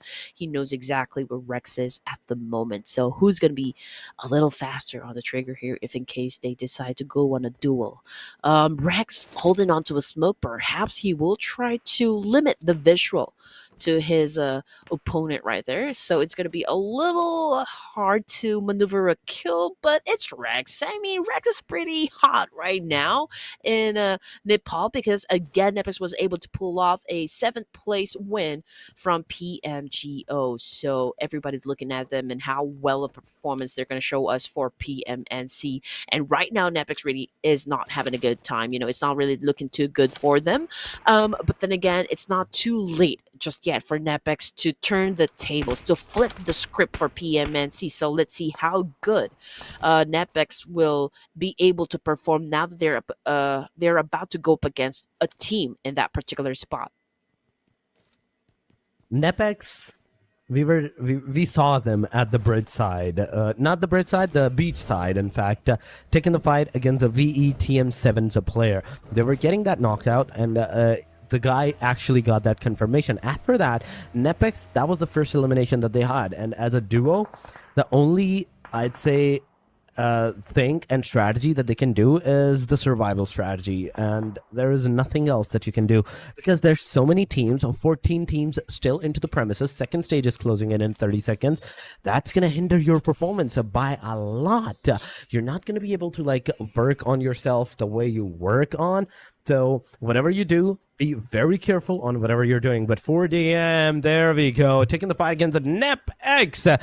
Getting the player down. On the other side, on our screen, we have DRS versus there is a team close to the proximity. That is the tribe AEROMACY, but not that close that you can get into the fight. So I really want to see what NEPX is up to, and if they're going to be able to get that revival done on towards their second player. 4 death machines, Falcon on top of his compound. There is a guy for the team of ETM7. Admiral gets taken down. He's a confirmation. Falcon's on the other side. He gets a confirmation. DRS gets a knockdown on the rig. Oh my goodness. It's a back and forth of those eliminations coming here. Aditya was able to take down Rex from that angle, and now NEPX is just down to their last player. But anyway, Tribe AEROMACY, DRS, top 1 and 2 teams here in PMNC going at it head to head. Rig currently knocked down on the ground here. Not exactly sure if they will have time to pick him up just yet, but Trix already scouting and maybe will try to reposition himself. Coming off the kill feed though, it's Tudu Love going up against a KOM and is currently down on the ground there, bleeding out there in the open. T2K was able to shut down Loco again from an exchange happening in some part of the Erangel here. But let's see what's going to happen with Tribe AEROMACY and DRS. Right now, DRS is really packing heat here, and Trix, just like that, Giante shuts him down from that distance. Oh my god, that is so like, it happens not once. This has happened more than once on the Tribe AEROMACY. They kind of get overconfident in their rotation, and that's where they get like punished. Exactly happened again. Tribe AEROMACY gonna lose 2 of their players, not just 1. Yeah, they had those eliminations. They were like, okay, we can go, we can move out of this. Even though they know it's the only way, they still tried it. And they got punished because of that. Giante now, he's looking at the backside because his team member, Example, has given the cue that yes, there is still another guy. There is still another person in the proximity. He healed himself. Example, grenade actually went over there, did a small bit of damage. T2K in the meanwhile gets a confirmation. No, what is up with these top contenders and getting early eliminated? This is not how it's going to cut it. If you want to be into the top top 5. If you want to have that bragging right for the top 3, you have to make sure that you're not making these kind of mistakes. G2K made the mistake. They got punished for that. Example, taking down one player of LOD, second player of the LOD. What is going on? This guy is on a rampage at this point. DRS is unstoppable at the moment. I wouldn't want to try to get close to them. Right now, they are bulldozers. You know, like everyone's gonna get wrecked the moment you step into their line of sight here. I mean, LOD Nexus perhaps wasn't really expecting that kind of tenacity coming from Example. I mean, they believe they had the advantage because it's going to be a 2v1 situation, but Example was able to defend himself well. I mean, he was able to bag 2 points from that exchange. And LOD Nexus, well, I think they've already completely been eliminated from this match because, yeah, the last one just went out. But, Giante is having the best of time going fishing over here. I mean, Venom is right down there in the waters trying to swim, not trying to go for air here, but eventually he will need to, and Giante will be there to pop his head. I am so confused. Okay, you can revive the player in the water, but you cannot heal in the water. What is going on over there? Something needs to be done on that. But aside from that, talking about a Royal Dragon, Master Zerdy, and the rest of the team RD. There we go. This is exactly what I was talking about. If he had the opportunity to heal himself while taking the air, he could have survived. He could have survived right there, but no. He's not going to survive. Tribe AEROMACY, they're going to be another team that will get eliminated. From this point onward, 9 total teams are remaining. 27 players are remaining into the match. NRC, 37 players are, in fact, 37 points to their name. And that is one team that is within the top 15. It's gonna get crazy here, Torix. Okay, just want to give you the updates. JUTTI, 4DM, DRS, all of those 3 teams that I just mentioned now has a total of 5 points. And if DRS scored another chicken in this round, I'm gonna do a TikTok dance. That is a promise for you guys out there. Like, DRS right now, again, they're juggernauts. And I feel like it will take like a huge, like massive force to stop them at the moment. I mean, Example right here with a Mini 14 was able to inflict a lot of damage up against Mini 77 at the top of this bridge here. And even with that kind of angle, I don't think DRS can be stopped at this point. Ooh, yeah, this is one thing. But if you're talking about the fact that how well, like, Team RD tried to cement themselves, but they couldn't. That was one thing.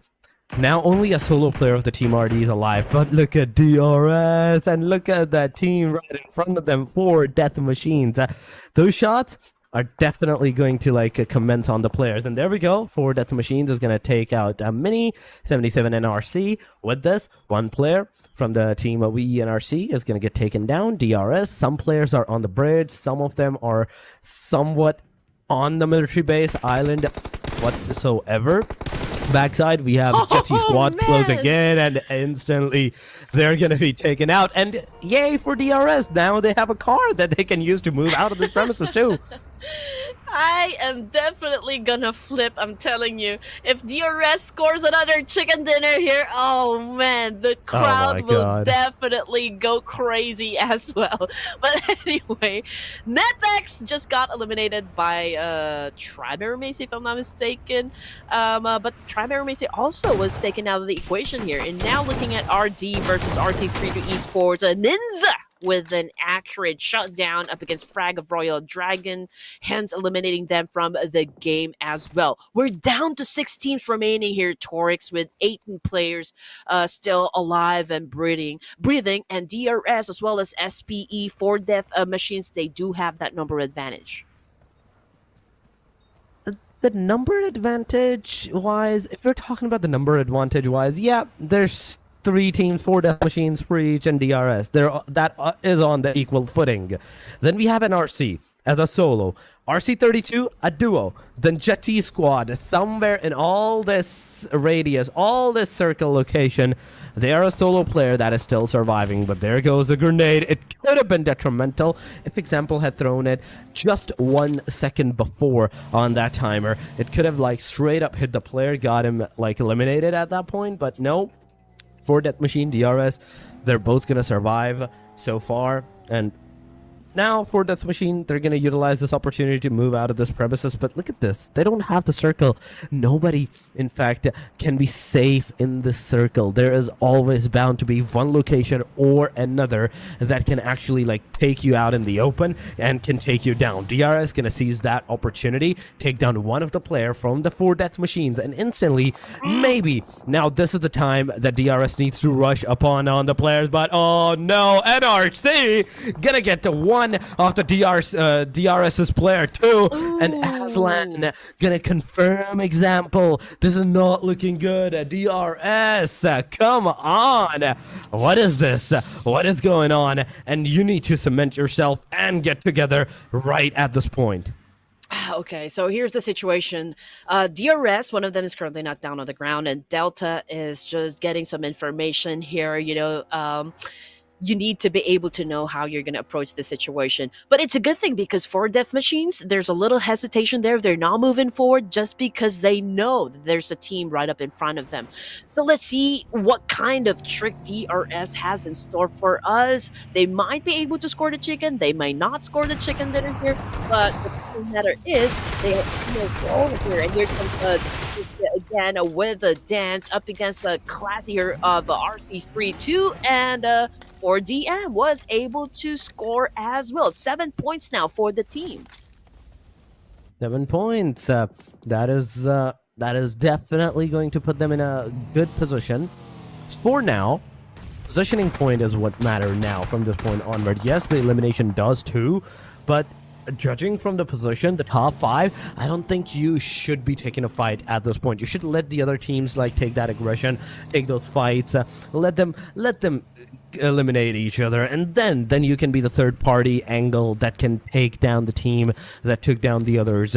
But DRS Delta now close to the side of the 4 Death Machine. Killmonger is gonna seize this opportunity, scout the player location, and instantly he's gonna reform back with his team members. SHREEPECH Esports, they're alive as well. 4 man standing. They're taking one of the NRC's player, and right with this, let's see what's going to happen in this small of a circle. So DRS still outside of the zone here. Pretty much, I believe they're gonna let the other 4 teams battle it out first before they get into the mix here. As for SPE, okay, 6 points in the bag, pretty close with 4DM. So this is the first clash that's definitely gonna happen between these 5 teams remaining. Gurung cooking up a nade here. Let the boy cook. Aditya, and as well as the other members of 4DM is answering with, of course, nades of their own. But Gurung now pretty much impatient at this point. He would like to do the chargement here with a DBS and switch in the wrong timing. And now he's currently knocked down on the ground. So Joker, I don't know what you're going to do in this situation, man. It's going to be tough. I mean, you don't really have the advantage here up against 4DM. So getting a knockdown is like maybe 30% chance to happen here. But let's see if they can flip the script up against 4DM.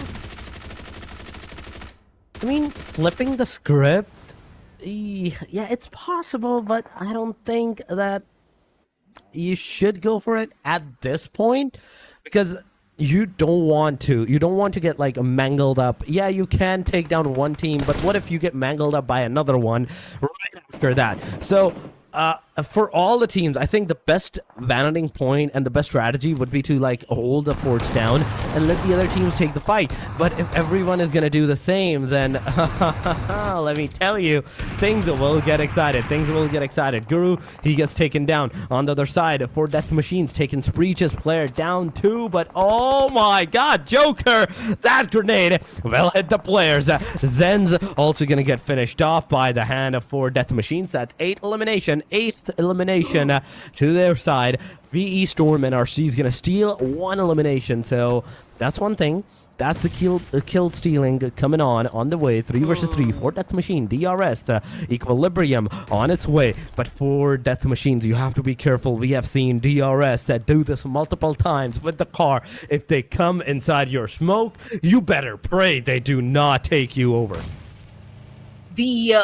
The teams that could go against DRS that has a fair chance of eliminating them would be for Death Machines and SPE. But at the moment, for Death Machines already had a battle up against SPE, so they're pretty damaged, I can say. And DRS is just capitalizing on this information. As of the moment, for Death Machines is sandwiched in between DRS and SPE, which is not doing them good at all. DRS continues to apply a lot of pressure with all of those nades being thrown up against 4DM, trying to knock them down, and Pick was able to take a hit, is now down on the ground, and this is the opening DRS have been waiting for. They are definitely going in for a push. They're definitely going in for a push, and we can see the DRS. This is what we were talking about. They're going to run you over. And that's exactly what's going to happen again for Death Machines. Run over by the cars of DRS. Not the hands of DRS, but the cars of the DRS at this point.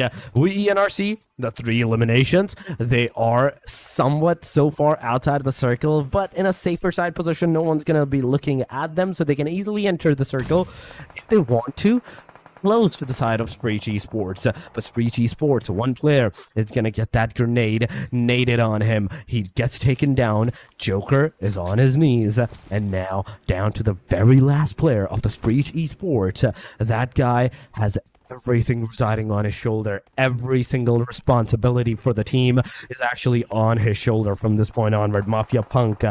Why do I see a crossbow?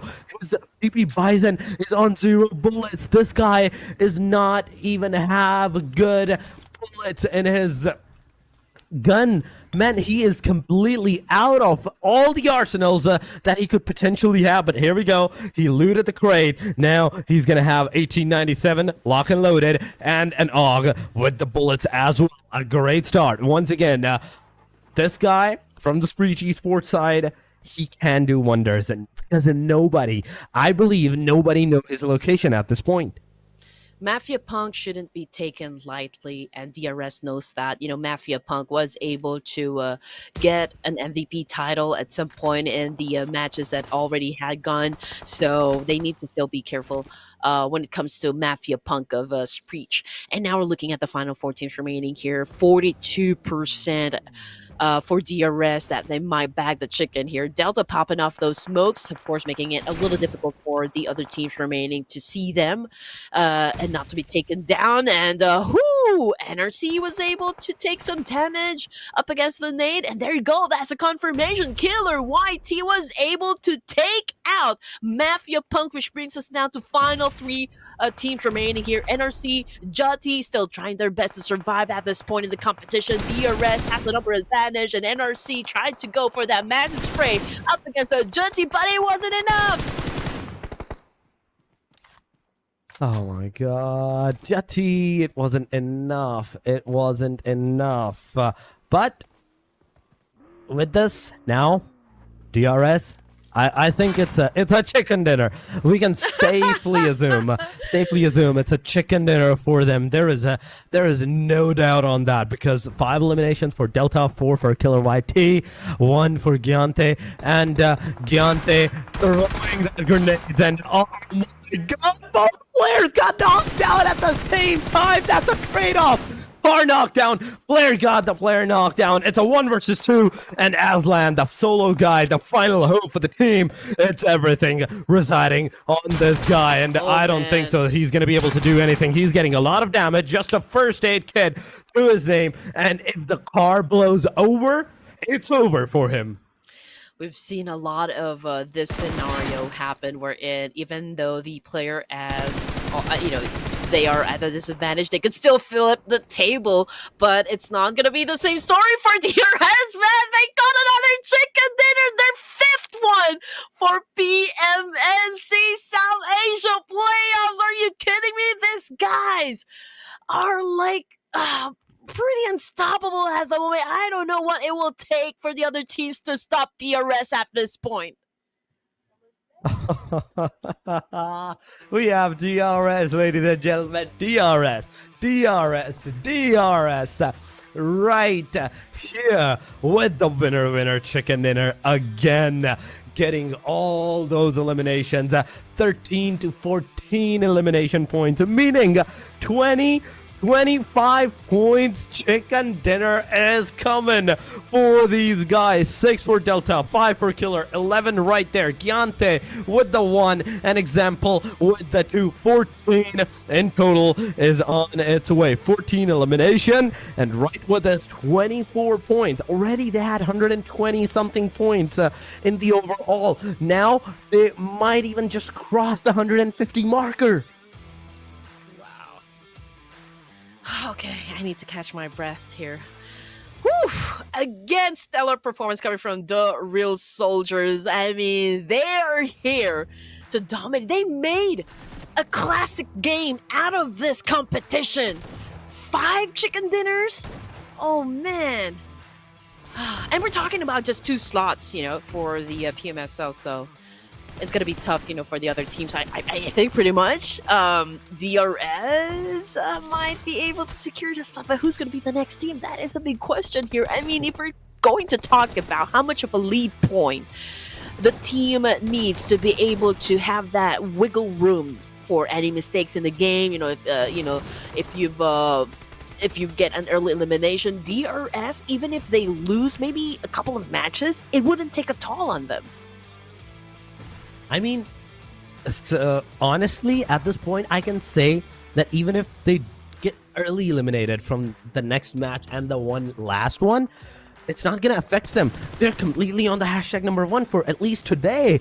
Tomorrow is going to be the day for the DRS that they might have a slight bit of problem, but I love this. I loved this one, like how Giante and NRC had like an equal knockout moment. I'm going to take you down. No, I'm going to take you down as well with me. But 94.44% of the body shots coming from Delta. 5.56 on the leg shots. 25 minutes and 31 seconds of survival time. 6 elimination. 3 assists. 710 damage with a total contribution of 42.86%. This is crazy. I'm telling you, man. DRS is on a roll. They are on fire. Whew! Okay, here we go. Playoffs day 3, match number 3 here. Total elimination, it's a total of 60. Throwables used. Again, it's an underwhelming number, but then again, it worked for everyone, especially for DRS. VE Storm NRC scored the longest distance elimination, a total of 343 meters, and the total headshots from the game is 13. So I guess it's okay, but just check it out. Total revives is only 7. Whoa. 7 revives. What is this? Why? How? My main question and concern is how? How can you only have 7 revives in the whole game? We saw so many fights. We saw so many casualties. And all of their players were not let to be given the revive at some point. 24 points, ladies and gentlemen, right there for the DRS. SHREEPECH with 11 for Death Machines with the 11 JUTTI squad, 10 VENRC. Even though they came on the second spot, but match-wise, ranking-wise, they're on the hashtag #5 with 9 total points. Then we have T2K with the 9 points, RC32 with the 5. Slow and steadily on the second page, we move to the 2 points for NEPX, Royal Dragon with the 2, NEXUS with the 2, VE, TM7 with the 2, and KOM with the 1. Whew, I am still over the moon with that performance coming from DRS. It's truly phenomenal. I can say it's already etched in my brains here. This is history in the making once again for the side of DRS. Everyone was kind of asking if DRS can still perhaps take over the global competitive scene, and with this kind of performance, man, it is not impossible at all, and I'm looking forward for DRS dominance to happen once more.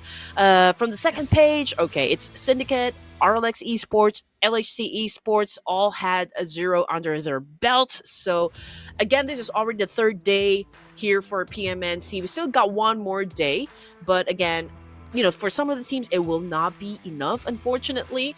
But again, we already said this, that no team is going to go empty-handed. So if you're not going to be able to dominate PMNC, then you do have all of the notes, everything that you have learned so far from everything that happened inside the battlefield, and you can actually apply those tactics that you've learned from inside the game to the next tournaments, and perhaps, we can see an overall improvement in terms of your synergy, chemistry, and overall strategy when it comes to the competitive scene. That is true. That is true. So you're not losing anything, but you're gaining a lot of experience and I'd say strategies. You can see the strategies of your opponent, imply that on yourself, try to get better on that. But yeah, the fight right now that all of these teams are doing, in fact, Red Queen, is for that glory, is for that 2 spots. 2 slots for the PMSL. Only the top 2, the champion and the runner-up, is gonna have that PMSL slot. But right now, as we move to our 4th match of the day, we will be moving for a short break before that. So do not go anywhere, stay with us, we will be right back.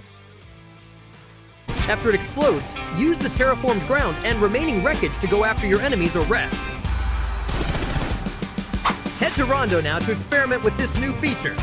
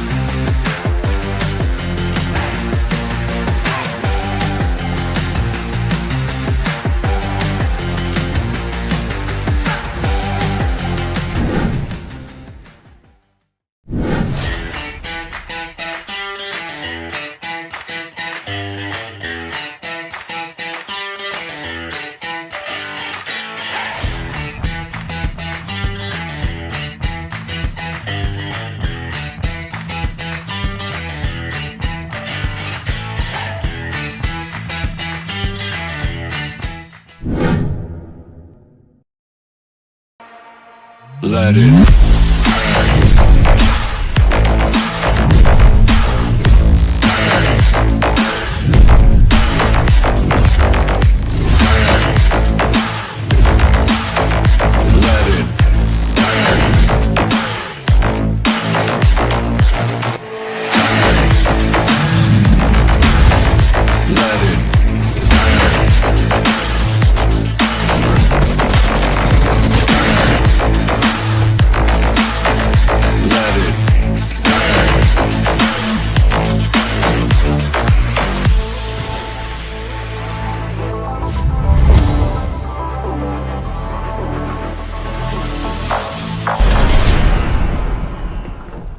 Great news! The Selection Lucky Spin has been completely reworked. Pick your own rewards. Enjoy massive discounts. Select total draw rewards. Increase your chances of drawing your desired items. Come take a look. Tap here and choose Selection Lucky Spin to go to the event page. This Lucky Spin event introduces a completely new draw experience. Choose items according to your preferences.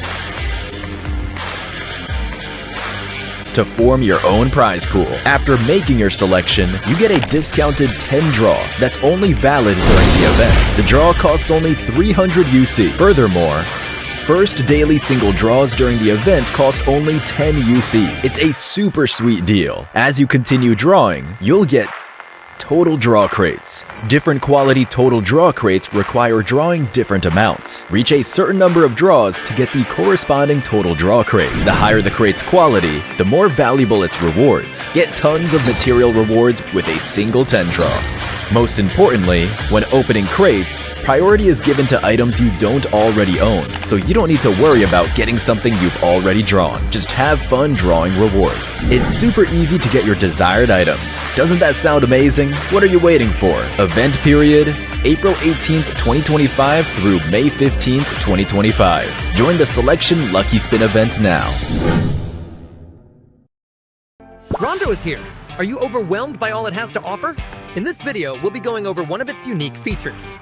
Rondo is much larger compared to other maps, and it has features that other maps don't have. For example, in Erangel, throwing a frag grenade won't destroy the terrain, yet in Rondo, doing the same thing blasts a hole in the ground. Other than frag grenades, you can also destroy terrain with pickaxes and vehicle explosions. They each shape the terrain at different speeds. Frag grenades are the quickest. Just toss it and let it explode. Vehicle explosions are next, which also leave behind wreckage that provides cover. Pickaxes are slowest. It takes a lot of swings to dig a pit. All three methods let you create a temporary shelter to hide in, which gives you a greater chance at survival. When you're in trouble, you can rest at the cover you created. Note that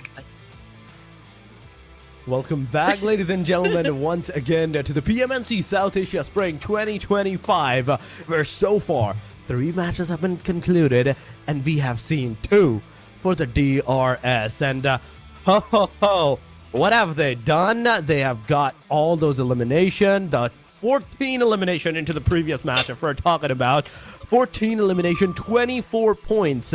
What is going on with them? Yesterday, the day number 1, they were not performing that much. Day number 2, 3 chicken dinners back-to-back already. On the day number 3, where we talk about the fact that, okay, 3 matches have passed, 2 for the DRS? It's a classic game for DRS. Yeah, that is true. But yeah, I mean, folks, it's already match number 4 here, Torix, and we're heading into the vast deserts of Miramar this time. But before we jump into action again, I just want to say how great of a performance DRS is really showing us tonight. Yes. You know, they've done it again, picking up yet another chicken dinner for match number 3, and that's already their 5th WWCD in this tournament. At this rate, they're not just holding on to the top spot here, they're practically building a fortress in the leaderboard ranking. But you know what? Miramar is a whole different beast, you know, and it's open fields and long-range engagements and high ground to contest. So this is where strategic brilliance shines. So the question is, can DRS keep the streak alive and make it 3 in a row today? I mean, they were able to pull it off yesterday, right? Or will another team rise up to their challenge? I mean, imagine. I'm just talking hypothetically. What if DRS gets this chicken dinner and the next one too? Oh my god. 4 in a day.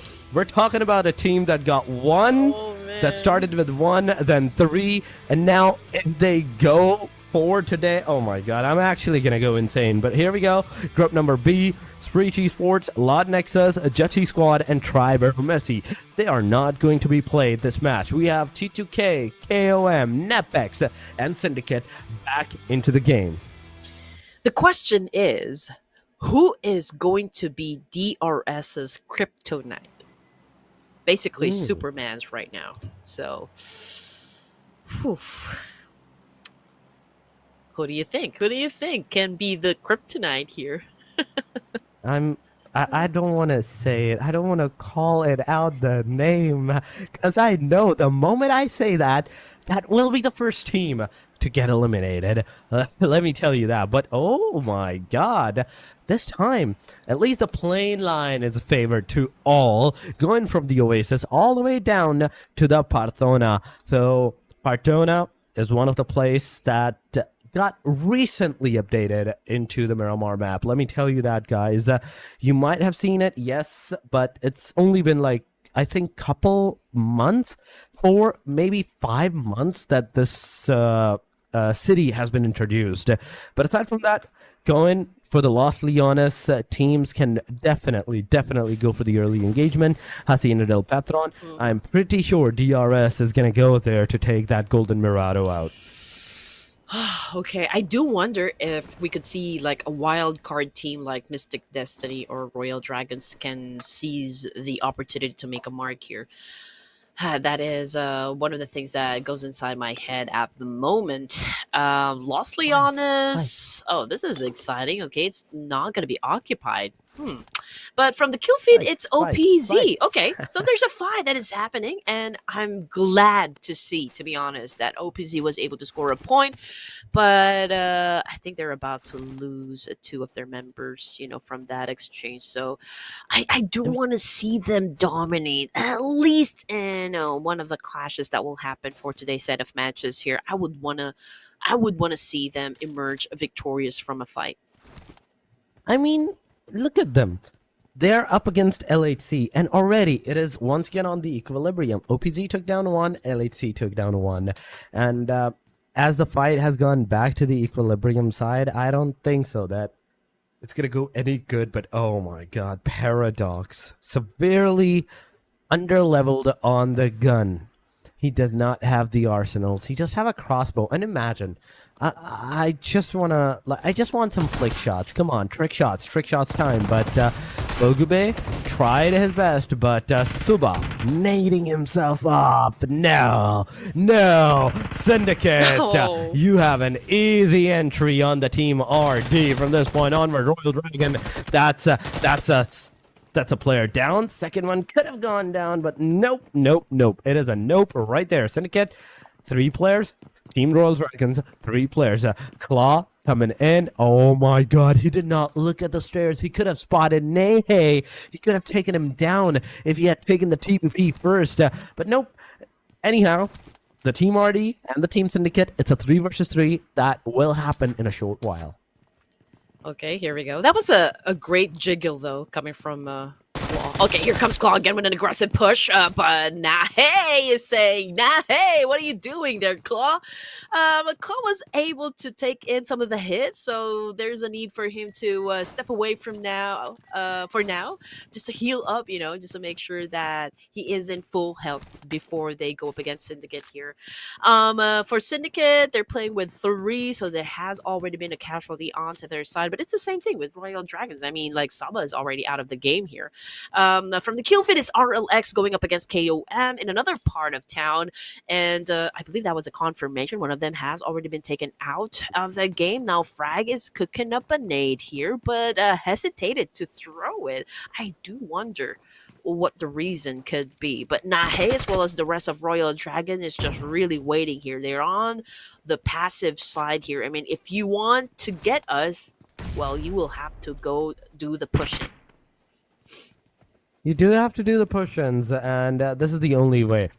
This is the one and only way that you're going to get some points for yourself. But here we go. The shots are coming in. The players are going for the aggression. Bogube, once again, trying with the UMP-45, but now taking down the 1897. The pump action. Only 1 bullet inside the pump action. Reload your gun at this point. You're the solo guy. You're the only hope for the team. And he's kind of running away. I feel like he's kind of running away, and that should be the move. That should be the move at this point. You should be getting out of this premises. You should not be focusing on any kind of fight, because this is what can happen. Syndicate gets eliminated with just a single elimination to their name. Yep, and the final nail to the coffin actually came from Claw. So great shot there, saving his team. Knight in shining armor that he is.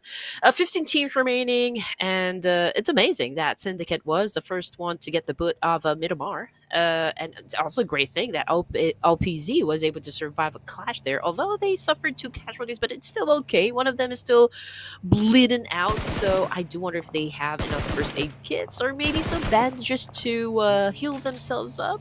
But in the meantime, we've got Royal GURKHAS once again on the screen here going up against HAINA, which is a one-time chicken dinner winner for day number 3 of PMNC. Oh, it's a little too early, and Mamba was marked safe from that nade coming from HAINA.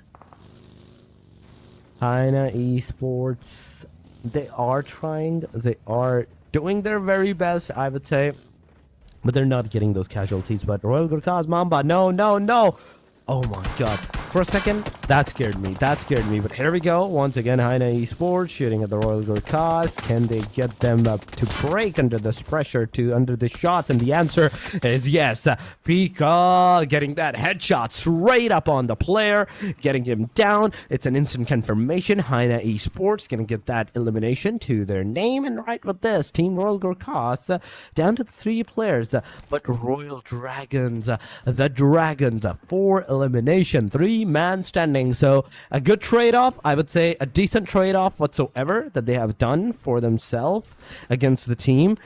But it's only been 6 minutes. It's only been 7 minutes into the game, and you cannot decide who's gonna win just with the 7 minutes of the game. But Aditya, you good, bro? I don't think you can get that car on top of the mountain.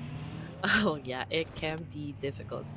But anyway, DRS, okay, the stars of the show at this point on is still safe. Okay, they're not having any conflicts just yet. They're not having any fights. I believe they're so far away from any engagements that could happen during the first few zones here. But this is quite a climb here for Aditya, going against all science here, to be honest. But he's he's now at the top of the mountain here. And I don't know how he was able to do that, but he did. And it's the same thing for Killmonger here of 4 Death Machines. What is happening here? They love to prove me wrong. They love to prove me wrong. I'm telling you this, Andy. Well, first, that 4-wheeler. Now, this coupe. What are you going to tell me? You're going to take the Murado on top of that mountain too next? But please don't do that. Please don't do that. I said it. I know. But please don't take it seriously.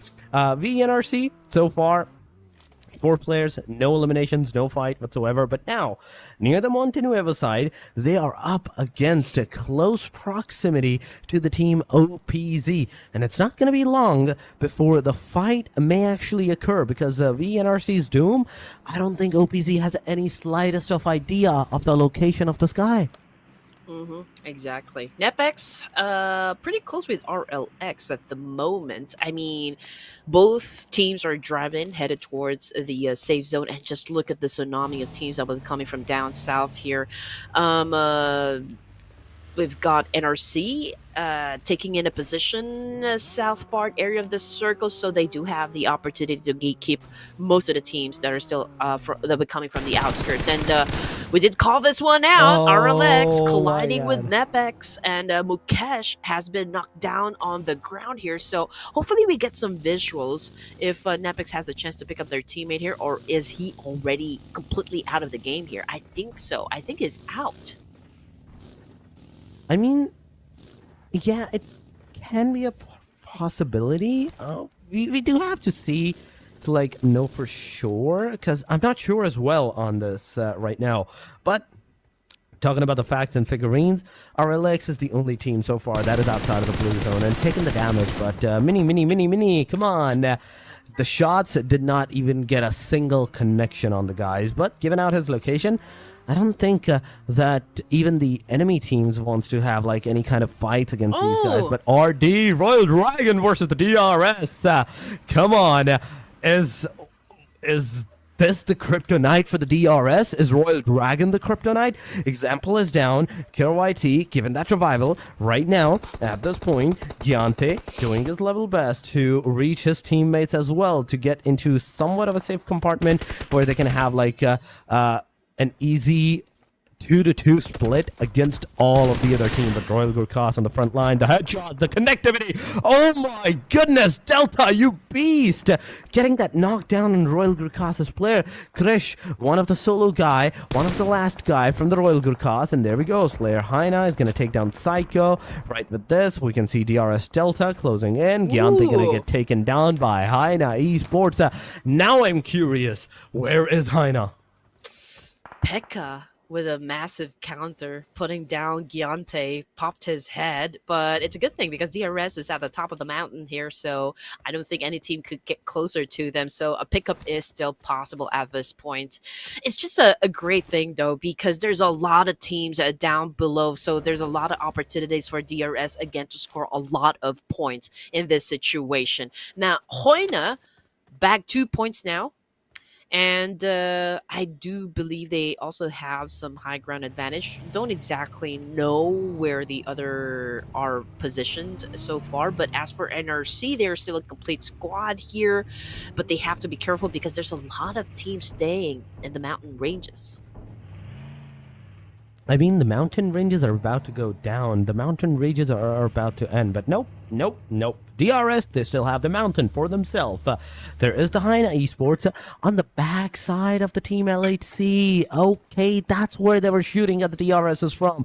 But look at Team RD, Royal Dragons. They're right close to the proximity of their Team DRS too, so they can potentially take the fight. But so far, we're seeing Team HAINA Esports versus VENRC. That can put the TM7, in fact, that can potentially happen. And at the same time, Royal GURKHAS, that was close to the proximity too. The fights can ensue at that particular corner, the western side area. But Doom NRC, you need to look at the players. Yes, there are some shots going around into that complete angle, but not a lot of knockouts, not a lot of eliminations going around. Going with the fights and everything, I'd say DRS, they can just chill out in the back on top of the mountain and can just secure that chicken dinner. I know, right? I mean, we saw the map feed just moments ago, and they're already in the middle. And they have a perfect vantage point here. I mean, just look at the amount of teams at the foot of the mountain here. So again, there's a lot of opportunity for DRS to score some points. And the fact that they are already in the middle, and if the zone continues to favor them, man, it's going to be a fiasco down below, and the DRS will definitely put up a great smile here and just really look at the teams out they can take down at this point. So again, a lot of advantage working out for DRS.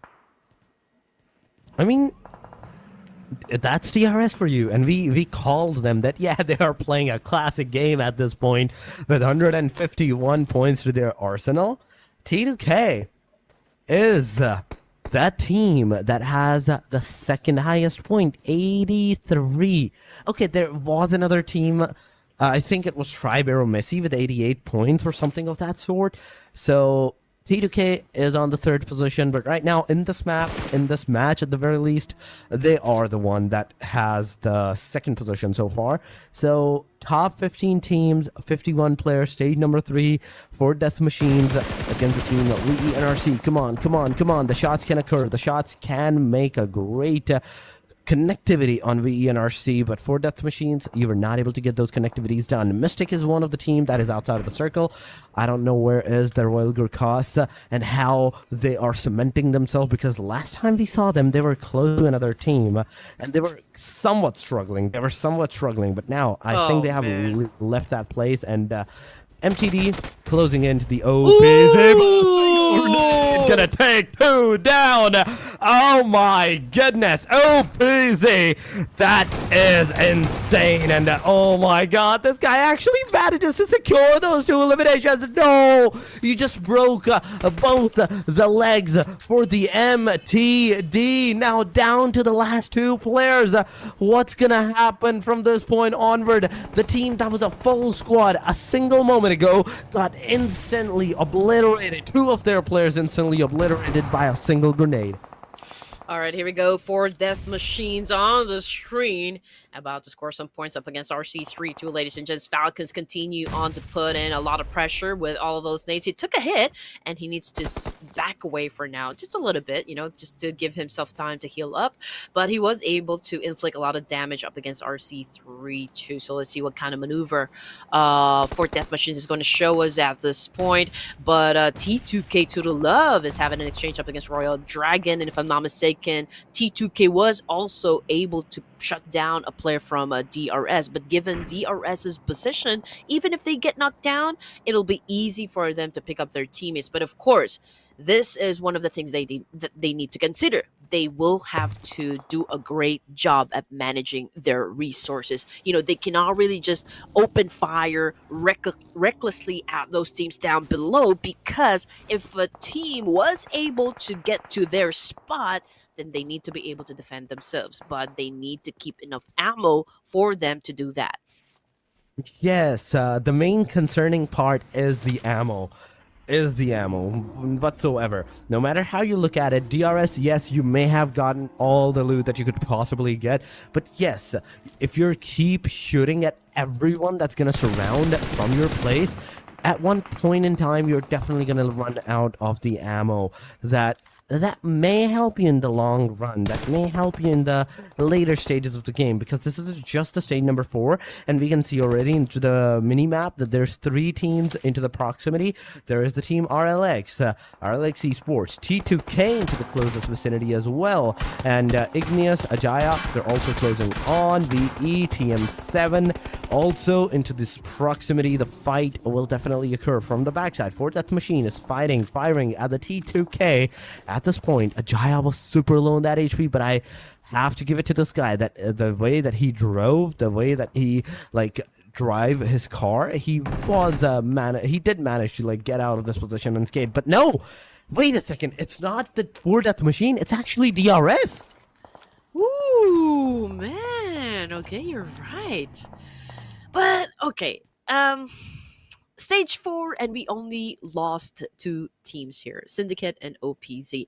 And moments ago, it was a great clutch still coming from OPZ. He knows that he was going to be taken out of the game here. And before he was taken out, he threw in that nade. Great anticipation from OPZ and was able to get 2 elimination points in the bag, if I'm not mistaken, just from that nade, taking 2 players out of Mystic Destiny. But Mystic, they still have a chance to go for that chicken dinner, since they're still having kicking here, and all they need to do is just really find a great spot to chill for now, and just maybe let the other teams battle it out first before they get into the mix as well. 4 Death Machines, however, is going up against NRC. But it's still so far, right? I mean, they could inflict damage, they can even take down a player, but I don't think they can transition into a full-blown elimination point just yet, just because of the distance. I mean, the distance-wise, if we're talking about all these teams, the first and foremost casualty and the hard-hitting factor for the team would be the circle. But oh my god, Aditya, you man, come on, securing that knockout into the very last moment. 4 Death Machines, I have to give it to you guys. Not only you have a very amazing position on top of the mountain, but whoa. That was a big parkour. I'm imagine his legs are still intact. Okay, here you go. HAINA Esports trying to get into position here, trying to find an angle. Ooh, Mystic twisted.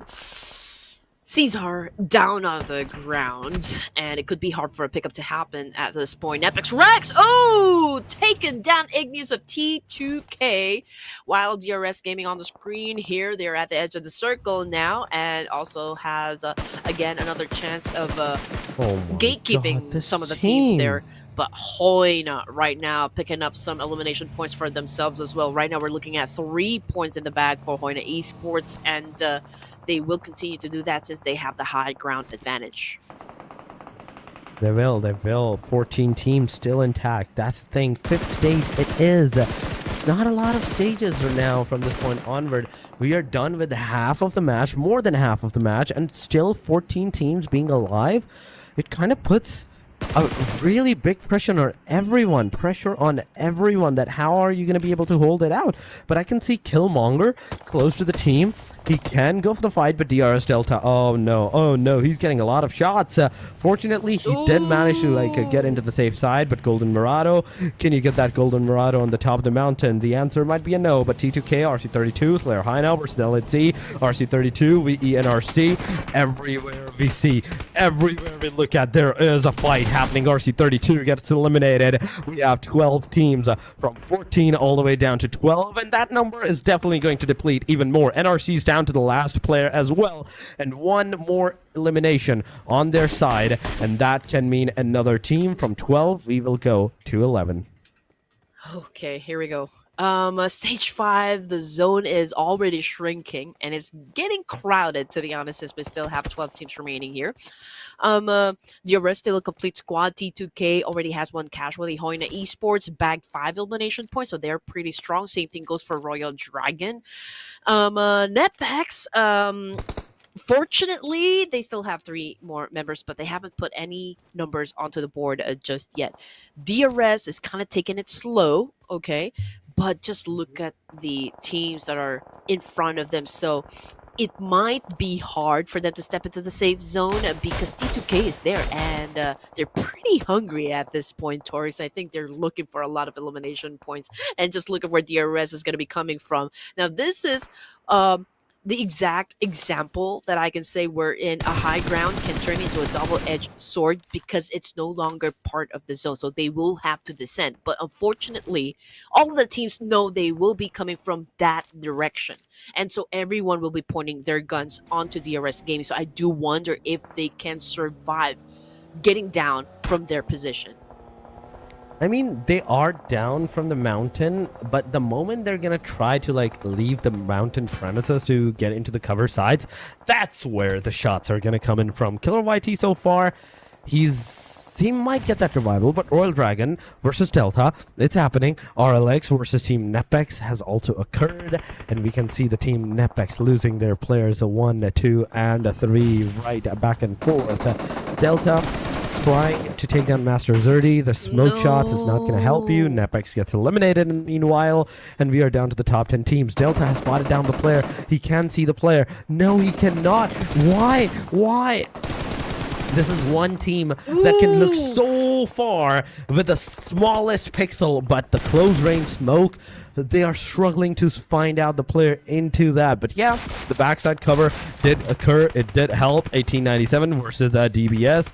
It definitely might occur too, but Dragon, you have to be careful that you're the last guy. You are the last guy of the team, and DRS is going to take you down for elimination. Killer YT is down in the middle of that. An example, he's knocked out. Someone needs to get that revival hand done on this guy, and as soon as that happens, they need to get into that car, skedaddle inside that circle. No matter how hard it's looking, you have to take a leap of faith from this point onward. What makes DRS so effective is that they can maintain multiple angles here, which is, of course, a great skill to master as a team, and DRS continues to be wrecking balls in the situation just because, you know, they have so much experience playing in the international lobby.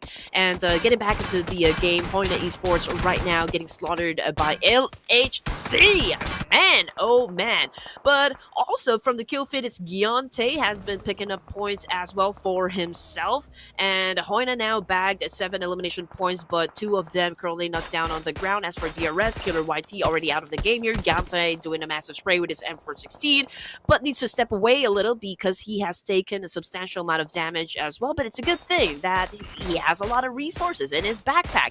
But XMPL got shot down once again. No confirmation just yet if he has been taken out of the game. Okay, so we just saw he's been picked up by his teammate, but another team bites the dust, and now we're looking at 8 teams remaining here for Miramar. And Giante getting that shot from the 4 Death Machine Falcons.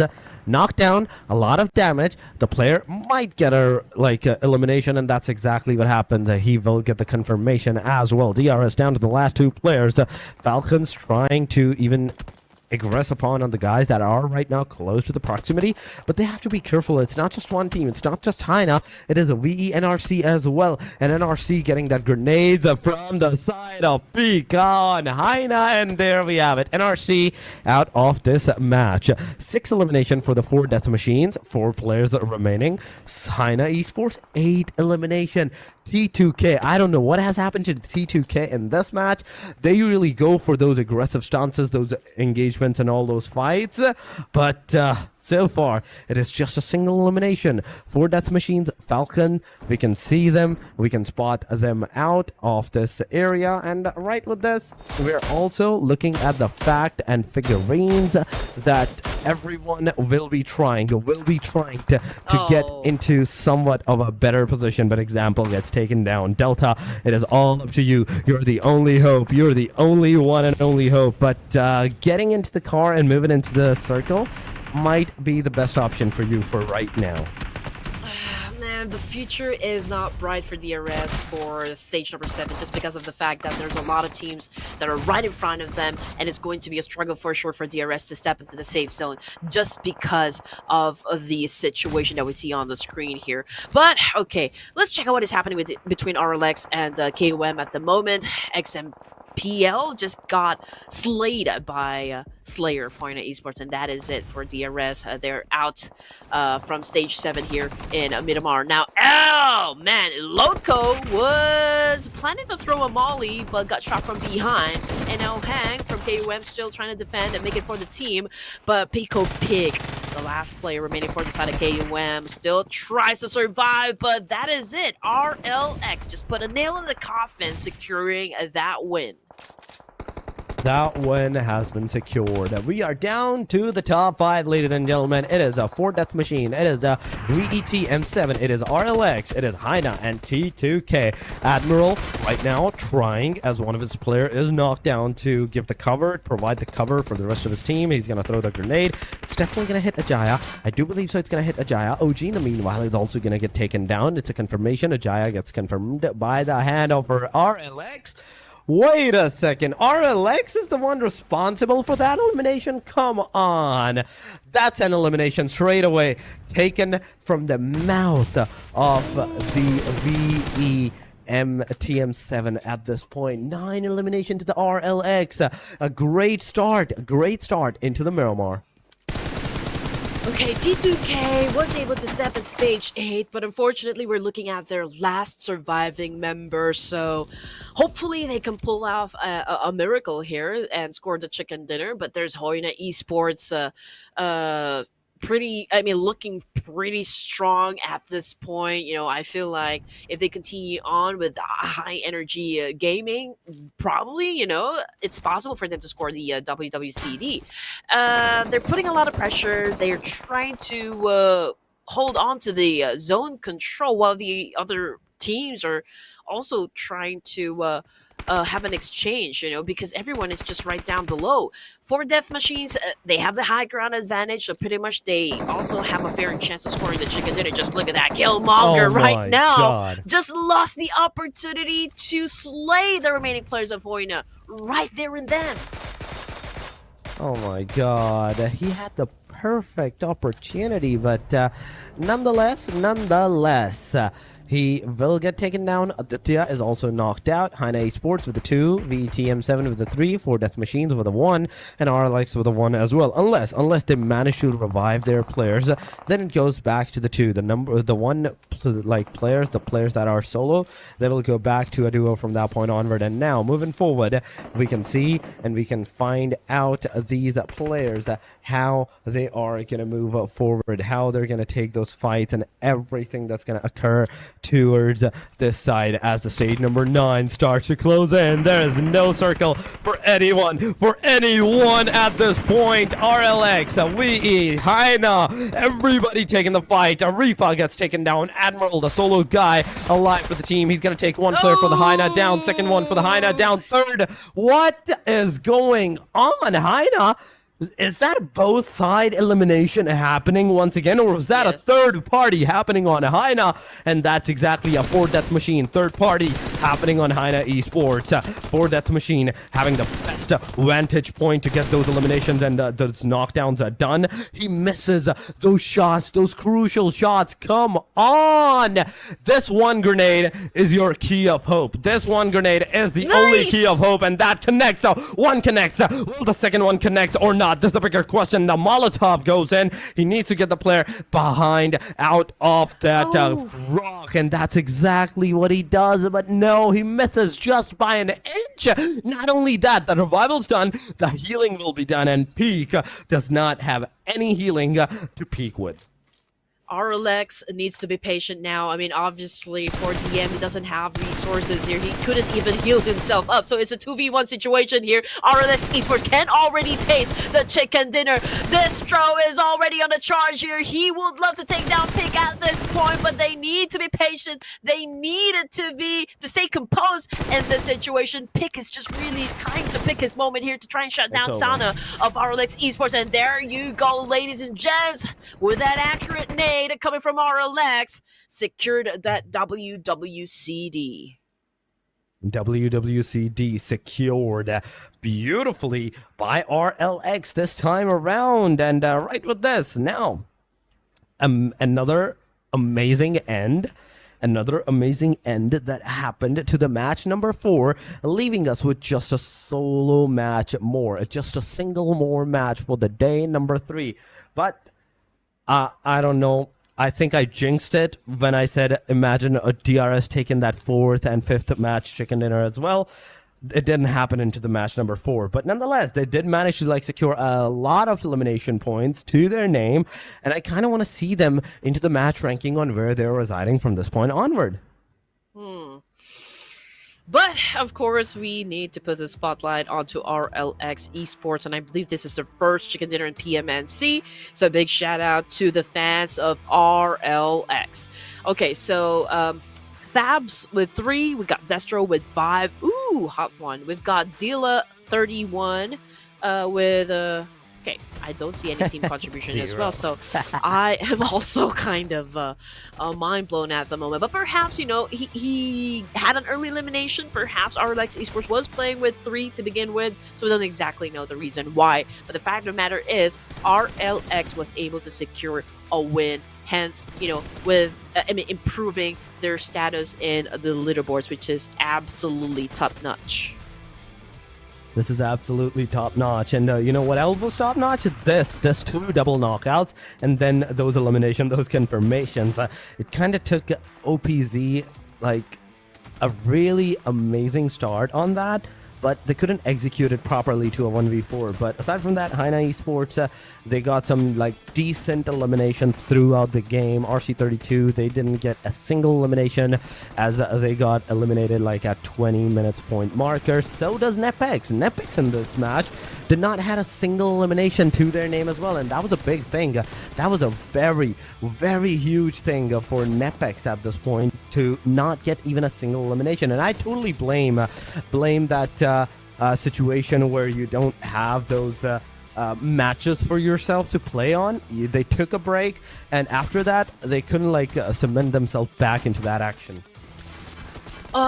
Judging with what happened, with this highlights, I believe the only reason why DRS wasn't able to secure a chicken at this point, or in this match alone, is because they weren't favored by the zone.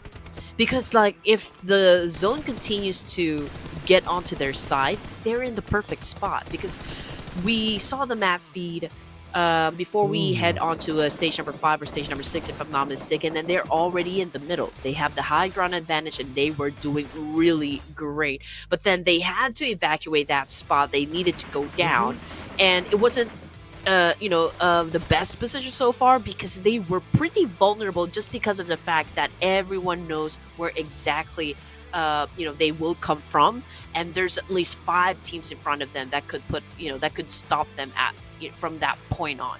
So yeah, I mean, it was unfortunately though for DRS, but they have been getting a lot of WWCD, so it's a great thing that for the other teams to have that opportunity to put a stop onto that. Anyway, Slayer, the MVP of the match here, and we're looking at the stats. 5 LMs for this guy, 27 minutes. Survival time is outstanding. 68% body shot damage. So Slayer is living up to his name here. He is. He definitely is. He is slaying with those body shots. 15% of the leg shots, 15.62% of the headshots as well. 5 eliminations, 2 assists, 35.71% contribution for the team. But here we go, the match summary, and this is what I wanted to see. 61 elimination, 10,164 of the healing, 72 knockouts, 2 throwables used, 3 airdrops looted, 9 headshots, 26 revives, and 363 meters of the longest elimination distance that goes to the 4 death machines peak 786. Ooh, okay, match rankings. Time to know how 14? good the teams actually performed for this round. 4 death machines, 15. HAINA Esports with 19. RLX, of course, obviously it's 20 points in total. T2K with 5. The same thing goes for Royal Dragons, LHC, and DRS. But it's a good thing, HAINA Esports, they got the chicken dinner during the first match here, and ending the game with a double-digit finish is working out for them, I guess. If they continue on just really being consistent, then I guess they will have a fair chance for tomorrow, because tomorrow is the last day of the playoffs.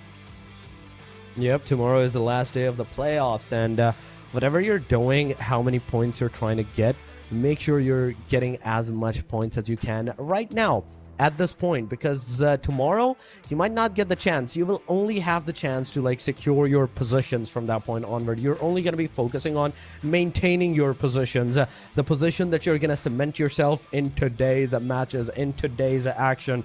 You will have to make sure that you stay into the top 16 then from that point onward, because at any point, at any time, the teams can take over you. Yeah, the top sides, the point difference is way too much, but as we move down from the 10 onward position, that's where we see the diversion. That's where we see the point structure kind of going the same way, 30 points, 35, all those. So 5-6 points, it's enough. It's enough from that point onward to take an ending of this complete action. But yes, this was the match number 4, and match number 5 is going to be of the Sanhok match. We know today is going to be 2 Miramars, 2 Sanhoks, and 1 Erangel. We have done with our first Erangel. We have done both matches of the Miramars, the 1 Erangel that has to be done as well, and now it's time for the final Sanhok as well. And what do you think, Andy?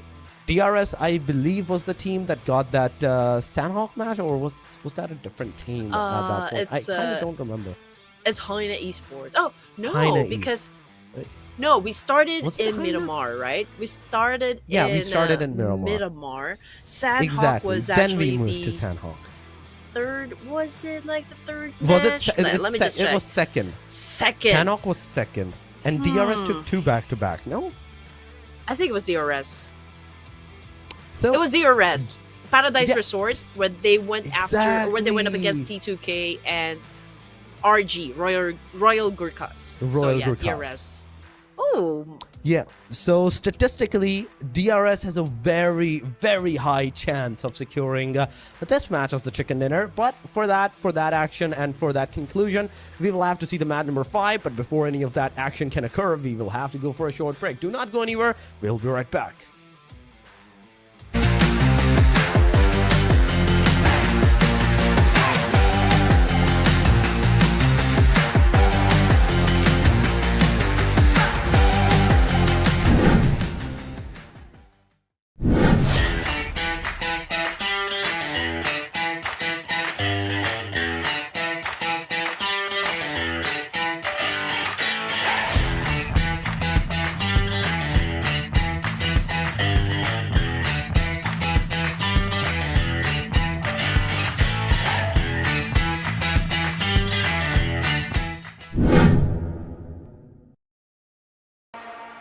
Let it.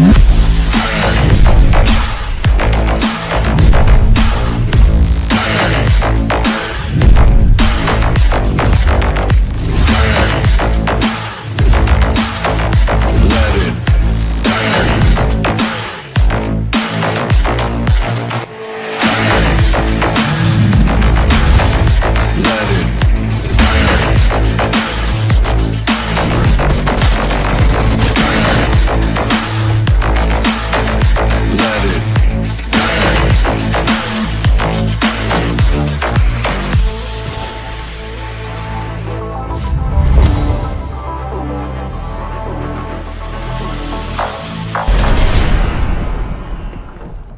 Great news! The Selection Lucky Spin has been completely reworked. Pick your own rewards. Enjoy massive discounts. Select total draw rewards. Increase your chances of drawing your desired items. Come take a look. Tap here and choose Selection Lucky Spin to go to the event page. This Lucky Spin event introduces a completely new draw experience. Choose items according to your preferences. To form your own prize pool. After making your selection, you get a discounted 10 draw that's only valid during the event. The draw costs only 300 UC. Furthermore, first daily single draws during the event cost only 10 UC. It's a super sweet deal. As you continue drawing, you'll get total draw crates. Different quality total draw crates require drawing different amounts. Reach a certain number of draws to get the corresponding total draw crate. The higher the crate's quality, the more valuable its rewards. Get tons of material rewards with a single 10 draw. Most importantly, when opening crates, priority is given to items you don't already own, so you don't need to worry about getting something you've already drawn. Just have fun drawing rewards. It's super easy to get your desired items. Doesn't that sound amazing? What are you waiting for? Event period, April 18th, 2025 through May 15th, 2025. Join the Selection Lucky Spin event now. Rondo is here. Are you overwhelmed by all it has to offer? In this video, we'll be going over one of its unique features. Rondo is much larger compared to other maps, and it has features that other maps don't have. For example, in Erangel, throwing a frag grenade won't destroy the terrain, yet in Rondo, doing the same thing blasts a hole in the ground. Other than frag grenades, you can also destroy terrain with pickaxes and vehicle explosions. They each shape the terrain at different speeds. Frag grenades are the quickest. Just toss it and let it explode. Vehicle explosions are next, which also leave behind wreckage that provides cover. Pickaxes are slowest. It takes a lot of swings to dig a pit. All three methods let you create a temporary shelter to hide in, which gives you a greater chance at survival. When you're in trouble, you can rest at the cover you created. Note that in Rondo, only the ground can be terraformed. Buildings, water, and cement are indestructible. During combat, you can create a hiding space for yourself and wait for enemies to come close to catch them unawares. Welcome back, ladies and gentlemen, once again to the PMNC South Asia Spring 2025, where the action is about to end. The match number 5 is about to occur. And with me today, once again, it is the one and only Red Queen Andy. Andy, welcome back to the show.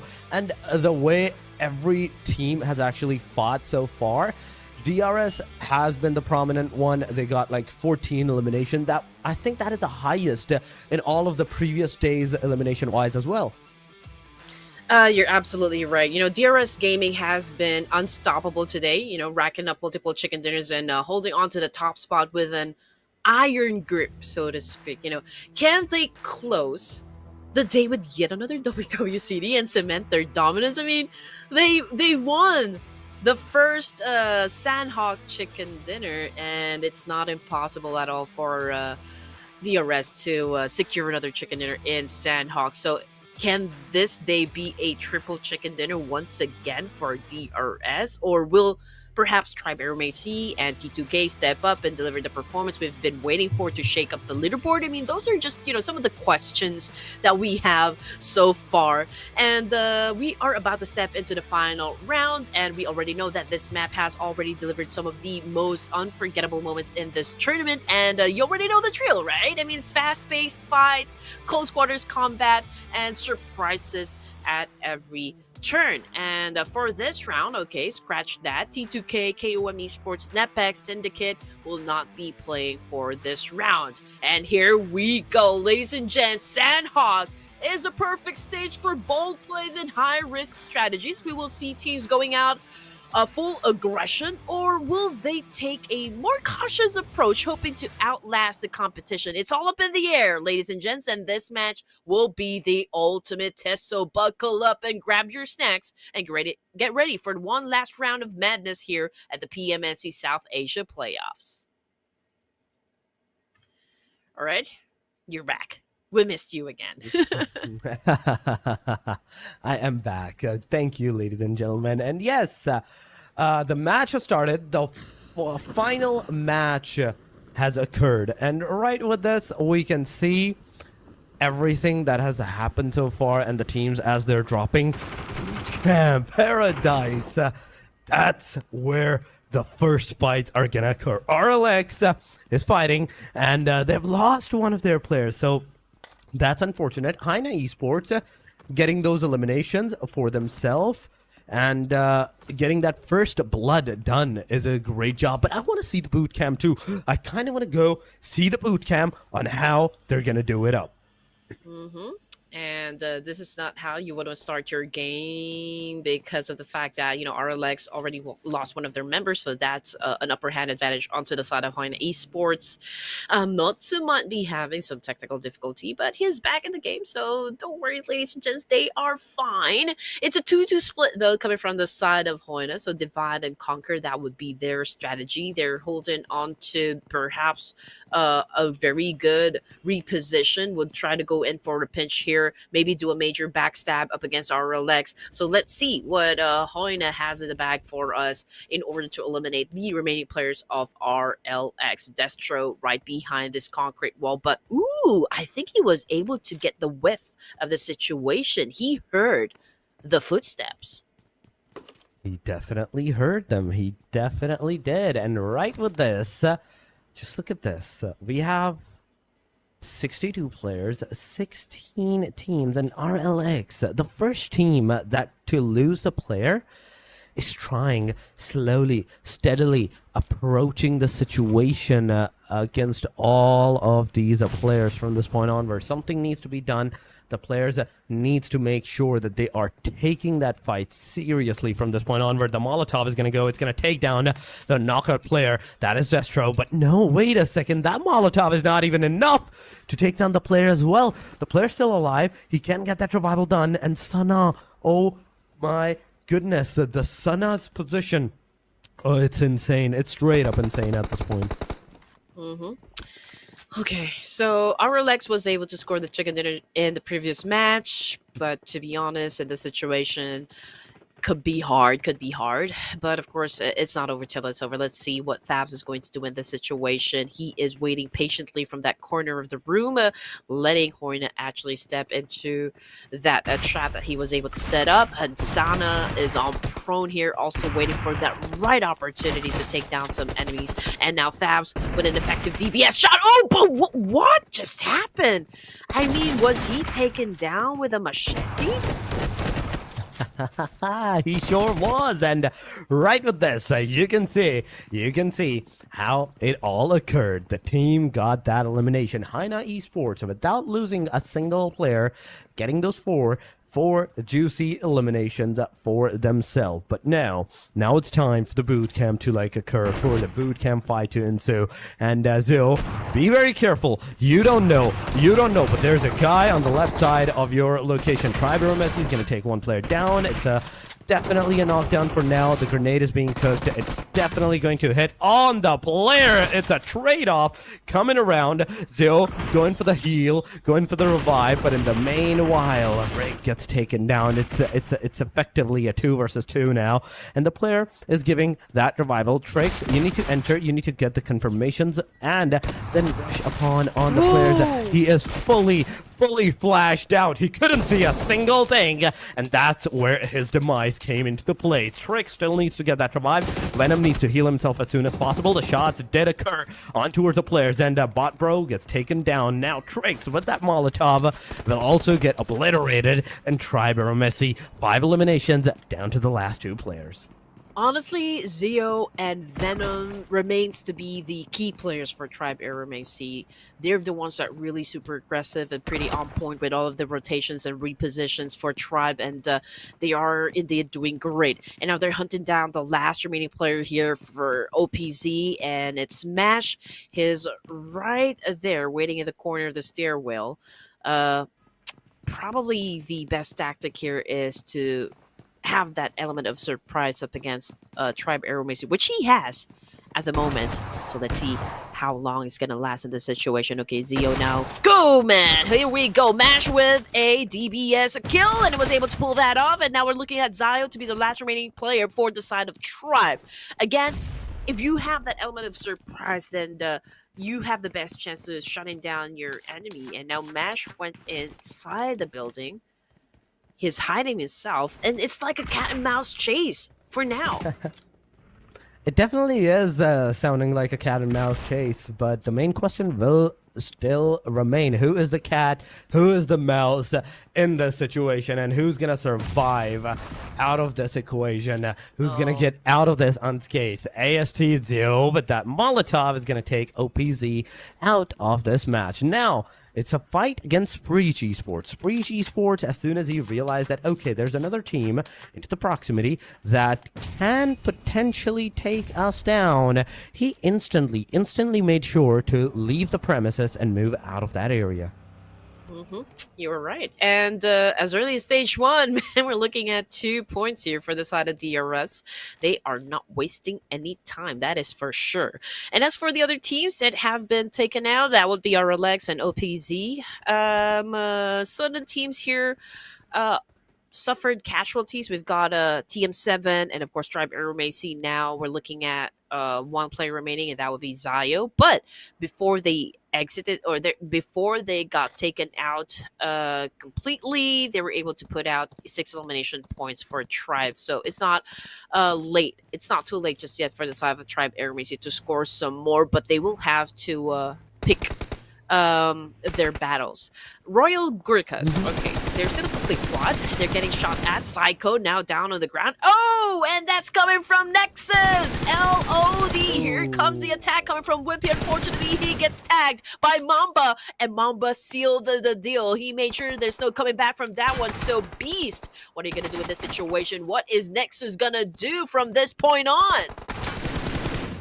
Something needs to be done, and something needs to be done fast if you want to survive, if you want to be, like, alive at this point. But LOD, 3-man still standing. They managed to, like, get those decent number of points, go forward for themselves, and now they're just leaving this premises. 3-man alive is a good thing. In Sanhok, it's definitely a good thing, and you need to make sure that you are playing it really great in this one, because this is the final match of the day number 3, and after this, you're only gonna meet your opponents into the next day, that is tomorrow, the final day, where everything will be revealed, who's gonna be moving into the grand final and who will not. Exactly. JUTTI, okay, great start. 2 points in the bag here, and they're also will go to reposition themselves, but there is a team lurking just within the area, and I'm trying to check, okay, which team is that in front of them. DRS is also moving around the map. They're not interested to getting into any conflicts just yet. For now, stage 2 for most of the teams, if not all, is all about information gameplay. Of course, you would want to know how to best approach anything that can happen from inside the games here, and that is, of course, by acquiring enough knowledge about, like, where the teams will be coming from, where are they positioned, if this particular spot right here is good for a trap, then you could of course pay more close attention to that one.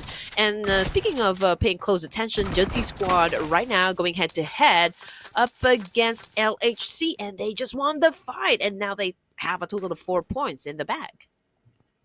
They do have a total of 4 points into the back, and right with this, moving forward, slowly, steadily approaching the situation. SHREEPECH Esports still with the 1 elimination to their name. Let's see what they're gonna do and how they're gonna survive from this position onward, because I think I saw 1 player in the backside that can potentially shoot at them. So be very careful whatever you're doing at this point, and do not make any kind of, like, wrong mistakes, because 1 wrong mistake is all it's going to take you down. Team RC32 is also another team that has so far 2 eliminations to their name, but slowly and steadily, if they're aggressing on the teams, it can be a detrimental one, because you are in the top 7. Yes, 67 points is a good one. You have 2 eliminations. You can potentially take down 4 death machines out from the number 6, take their position, then even RG. If RG gets eliminated, you have the potential to take them down too. So survival is the key. This is the final match of the day number 3, and survival should be the top priority for every single team. DRS is really showing, experience here through the years of playing competitively. Um, the number one sign that a team really has that kind of skill is the fact that they are going through every match here meticulously. I mean, every step that they take is calculated, right? Every movement, every engagement that they take is according to plan. They know how to adapt to change. They're versatile and very promising, to be honest, when it comes to PMNC. Now, there's really no doubt that DRS might be able to be at the top here of the playoffs. But speaking of DRS, one of them has already been knocked out of the game completely. And if I'm not mistaken, that was Delta. But we're going to check that later on. Royal GURKHAS already has one casualty, so we're looking at 3 more members. And right now they're taking their sweet time. They're popping up those smokes, and I think there is a team very near them, but are they even interested to take a fight? I don't think so. Are they interested to take the fight? You said I don't think so, but I think they are. They are. Royal GURKHAS going straight for the fight, but oh my god, backside! That's a third party right there. Krish gets taken down. And now, with this, Ark, Mamba, the 2 guys that are alive, they are trying to, hold this position down for themselves to get a good, decent vanishing point. But first of all, they need to take the fight against the player that is in the close vicinity. The Royal Dragon.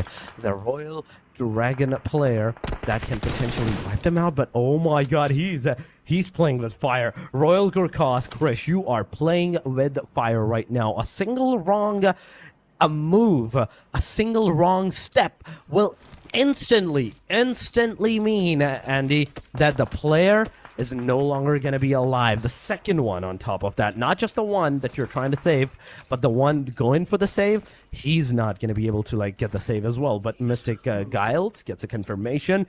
It's some eliminations happening so far. The bottom line teams, RLX, NRC, OPZ, and LHC are the ones that got finished off. So one thing they need to know for sure on what they are going to do from this point onward is the fact that they have to play it really, really quietly on whatever they're doing.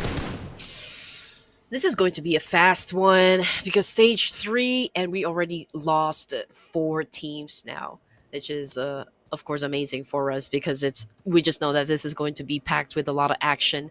From the Mystic side, Gel's already out of the game here, and you're close with Royal Dragon as well as JUTTI here, so perhaps a fight can definitely break out at this point.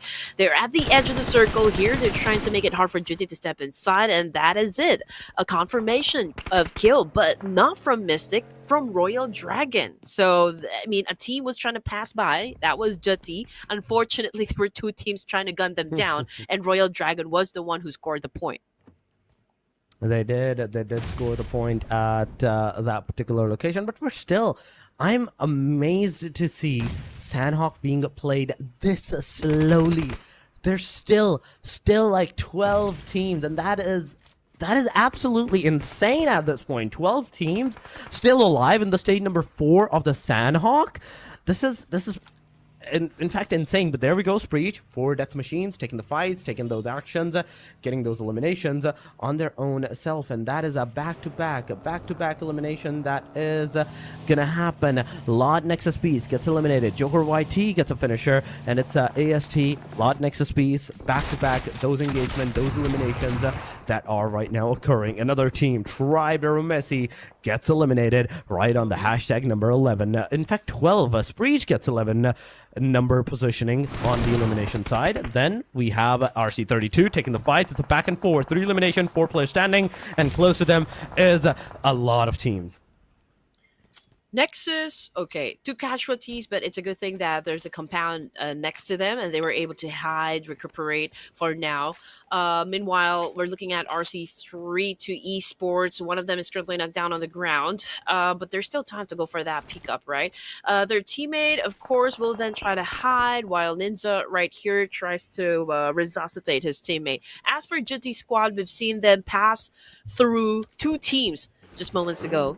And unfortunately, Woke is the only member surviving that clash. But hey, they did manage to put up some scores, so I guess it's still okay. Example from DRS got knocked down on the ground, courtesy of Royal Dragon, followed by Giante. Not looking too good for the side of DRS, since Killer YT is the only active member. But then again, the knight in shining armor. Here we come. Killer YT now has the chance to pick up their teammates here, and of course, DRS is still alive and still has the chance to bag that chicken dinner.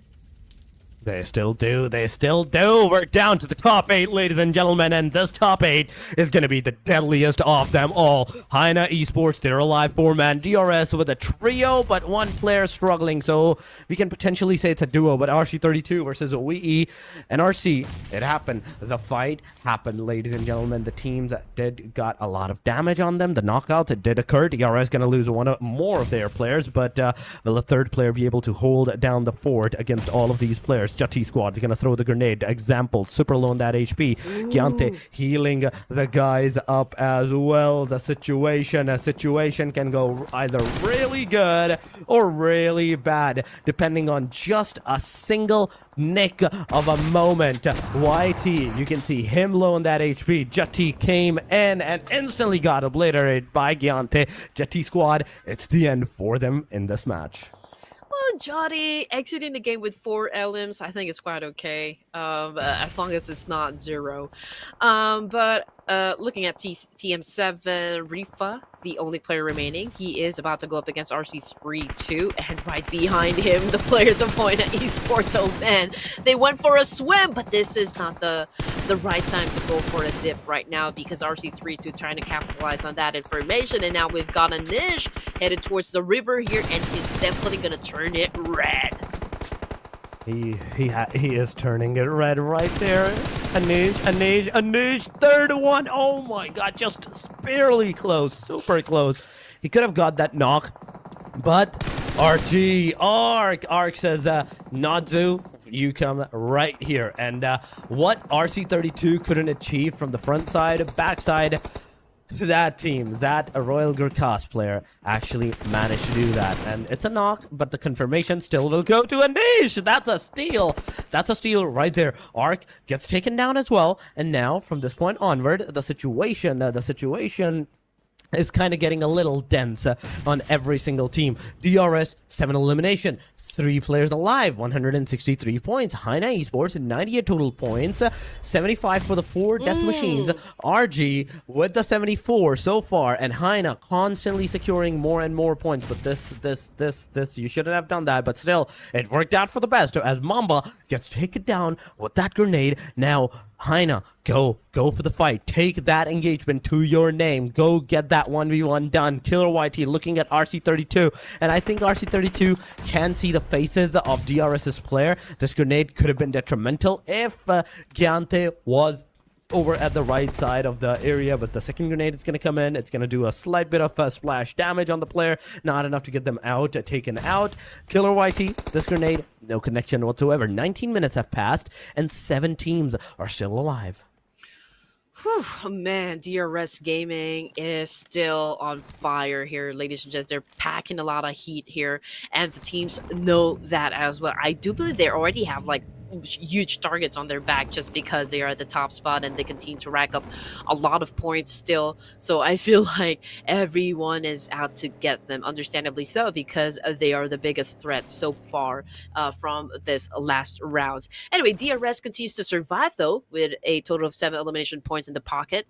From the kill feed, it's the plays on the Blue Ripper getting some players knocked on the ground as well. Now HAINA, okay, Himson, the last player remaining up against RG. Unfortunately, it wasn't enough firepower from the side of HAINA, so Royal GurKHAS was able to shut them down.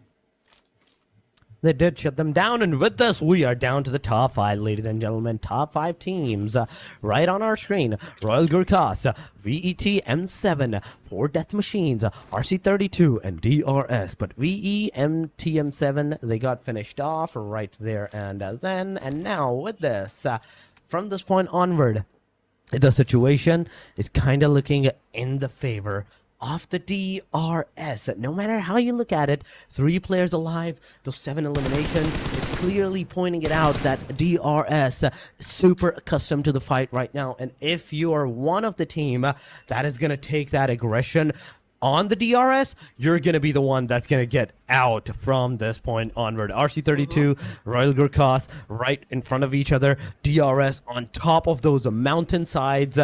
This is one thing that DRS has. Not only the circle, but a great vanishing point, a transition point that they can possibly look at everyone around the premises. Alrighty, we go. We're down to the final 2 teams here, going for the chicken dinner. RC32 versus 4 Death Machines. But 4 Death Machines, I feel like they're still... Oh, not... Okay, so we still got 3 more teams. Okay, my picture is actually blocking my visual. But here we go. DRS is still alive. Oh my goodness, big chance again to score that WWCD. Let's see what Gyantei is going to do in this position. Okay, he has a very good... shot up against Classy, was able to inflict damage, but Classy was able to defend himself well because he does have that tree in front of him. But unfortunately, he got shot from a different angle here, and that was courtesy of Killer YT. Now, for DM, 5 elimination points on the bag here. Pick had a very good angle. He missed that opportunity, though, to take down any of the players coming from DRS. Oh my god, he missed the shot that he had against Example. He could have taken him down, but no. Now it's all up to the throwables that he's going to use to try to take the player down, and that actually is going to hit Example. It's a 2 versus 2. The zone's closing in. The players are now not in the zone, but oh my god, Peak, you are giving some amazing peaks at this point. Gyantei is definitely going to face that wrath of that grenade, but that grenade is actually going to blast early on, giving Gyantei enough time to like move back, heal himself back to the 75% HP, and take the fight at 2v2 on the equilibrium side. So for DM, DRS, close to the proximity. We now do have to see what the teams can possibly do from this point onward. For Death Machine Peak, 786, Killmonger together, front side. It is Killer YT, Gyantei. It's a slow pace. It's 1 minute, 15 seconds. The zone's closing in. Both parties need to move forward, get into the circle, and there we go. Peak getting a lot of damage, but his position is kind of revealed. Killmonger coming on top of that mountainside, and that location, the corner that he has taken up for himself, I think he can potentially spot both the players of the DRS side as well. The grenade is definitely going to do the damage, but Killmonger, his location is revealed, the damage is done, the damage is coming on, the grenades are not making any kind of connections. Killmonger, S12K, utilize that, get those knocks in the smoke, you can do it, because if you don't, DRS is going to seize this opportunity against you. All right, here we go. It's a 50-50% chance from both of the teams here. I think the perfect question to ask from this point on is who's going to make the first mistake. All right, here we go. DRS with a move. Gyantei knocks on the ground. And DRS Gaming. Who won the fight? Who won the fight? It is still... Oh, no. Okay, so it's 4 Death Machines who took the last chicken dinner. I thought it was DRS, but it's another team here that took the spotlight. And it is none other than 4 Death Machines. 4 Death Machines it is, ladies and gentlemen. DRS were so close to their 3rd chicken dinner, but yet so far away. They couldn't get that chicken, but a decent number of points. The position is definitely theirs. But yes, it is the 4 Death Machines getting their hands into that winner chicken dinner. Beautifully done. Now it's time to see like the top 4 of those playing 4. In fact, how many eliminations 4 Death Machines actually managed to like secure the contribution and everything. And I kind of wanted to like say if we are gonna have anyone that's with the 0 contribution. Turns out we have 2. Queen, we have 2. Okay, Peak and Killmonger here. You know what? It's a convincing win here, Torix. You know, they worked hard for it. They maintained a good zone control, on point with their rotations as well. They took in calculated risk here. So I believe this is the first chicken dinner for 4 Death Machines. I think this is... What number of chicken dinner is it for these guys? I think I saw them with the 2 2 or 3 chicken dinners. So this potentially can mean their 4th chicken dinner. I do believe so, if I'm not wrong. But yeah, it is Peak from the 4 death machines. That's going to be the man of the match. 14.29% of the headshots, 85.71 on the body, 0 legs. He knows it. He knows what to do. He do not go for the legs. He goes straight for the body and the heads. Exactly. I mean, you need to point your gun either onto the body or the head itself. It could that would be the fastest way to take down any opponent. 4 elimination points for Peak here with 22 minutes, or almost 23 minutes survival time, which is great, of course. Team contribution is total of 50%, so his pretty good at making the full effort for the team here to make sure that things can happen for death machines. Now, throwables used in the game, it's 133. Again, it's a little low to what we expect, but longest elimination distance comes from Tamang of JUTTI Esports, 264 meters in total. It is 264 meters for the Tamang JUTTI. Revives 18, 0 airdrops. Okay, that is kind of weird. We never saw anyone get that airdrop. Okay, 18 points for the 4 death machines. DRS with the 14 total points. RC32 in fact with 13. Royal GURKHAS with 9. 7 for HAINA, 7 for Tribe AEROMACY, 5 for VEE2S TM7, and 5 for JUTTI squad as well. This is the post-match ranking, just the match ranking of the match number 5, day number 3. Okay, here we go. Tribe AEROMACY 7, and again, even if Tribe AEROMACY currently placed in at 6 for this specific round, but they're still, I can commend their consistency in terms of getting those LMs, so I think they're safe.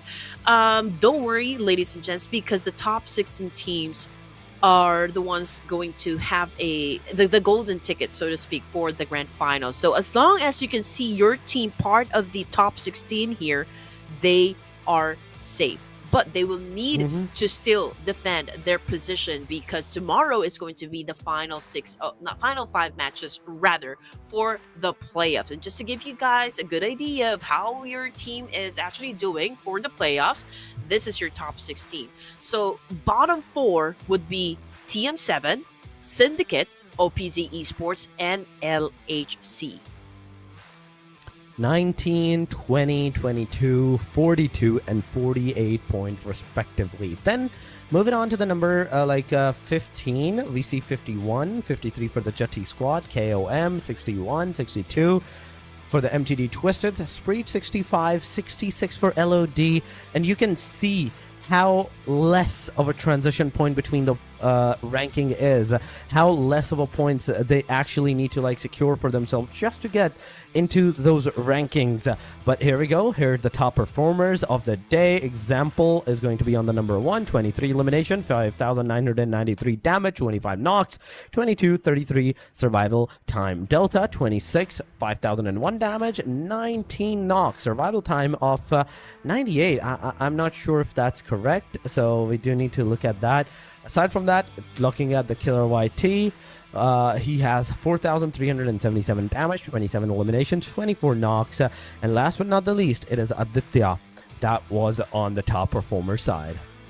It was a massive drop, from for NEPX. I mean, we started off at them being at the 3rd spot, if I'm not mistaken. Now they're currently placed in at 9. So DRS scoring 2 chicken dinners once again for day number 3 here of the PMNC only goes to show that they're not here to just be part of the grand finals, not here to get the golden ticket, but to finish the playoffs with flying colors, and that means being at the top, smoking everyone else's. You have to smoke everybody else if you want to stay on the top, at the very top. But here we are with the 5 matches done and dusted. Erangel's done, the only Erangel that ever got played today. The 2 Sanhoks, the 2 Miramars. Everyone is happy. The teams are I think, somewhat happy with their positions. DRS would be very happy with how much points that they have managed to secure. 169, I thought, or 70 plus to their name, meaning no one in fact is taking them down. Even tomorrow, nobody's even close to the 100-point marker, Andy. So with this, DRS has completely secured their top 1 position. Oh, definitely. I mean, they came so close to making it 5 WW series today, so their consistency and aggression have been on another level, keeping them firmly on the top of the leaderboard, so to speak. So it's going to take something special to dethrone them at this point, but with the level of competition we've seen so far, nothing is off the table. So as the dust settles on day number 3 here, ladies and gents, we've seen a lot of surprises happen, heartbreaks, and of course, standout performances from teams like Tribe AEROMACY, T2K, HAINA Esports. The narrative heading into day number 4 is clear here, Tories. I mean, DRS is the team to beat, but the hunt for second and the third place is going to be tighter than ever. But then again, the top 16 teams will advance to the grand finals. So, ladies and gents, that is it from us tonight, folks. Rest up, because tomorrow's action promises even more drama, intensity, and unforgettable moments. So see you all back on the battlegrounds for day number 4. It is going to be legendary. Again, my name is Red Queen, together with Torix, saying goodbye and good night.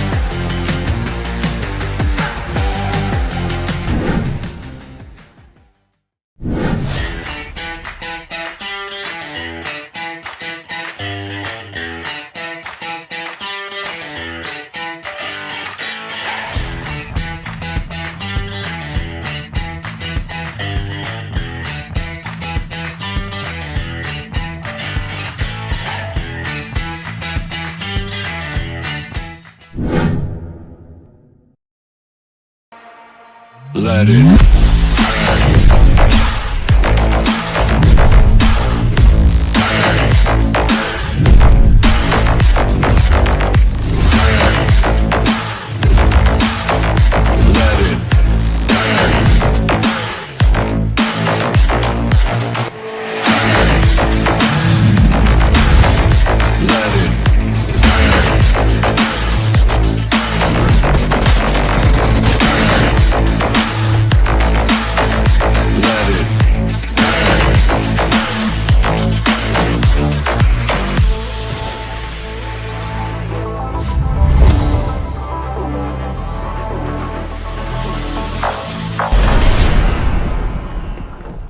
Great news! The Selection Lucky Spin has been completely reworked. Pick your own rewards. Enjoy massive discounts. Select total draw rewards. Increase your chances of drawing your desired items. Come take a look.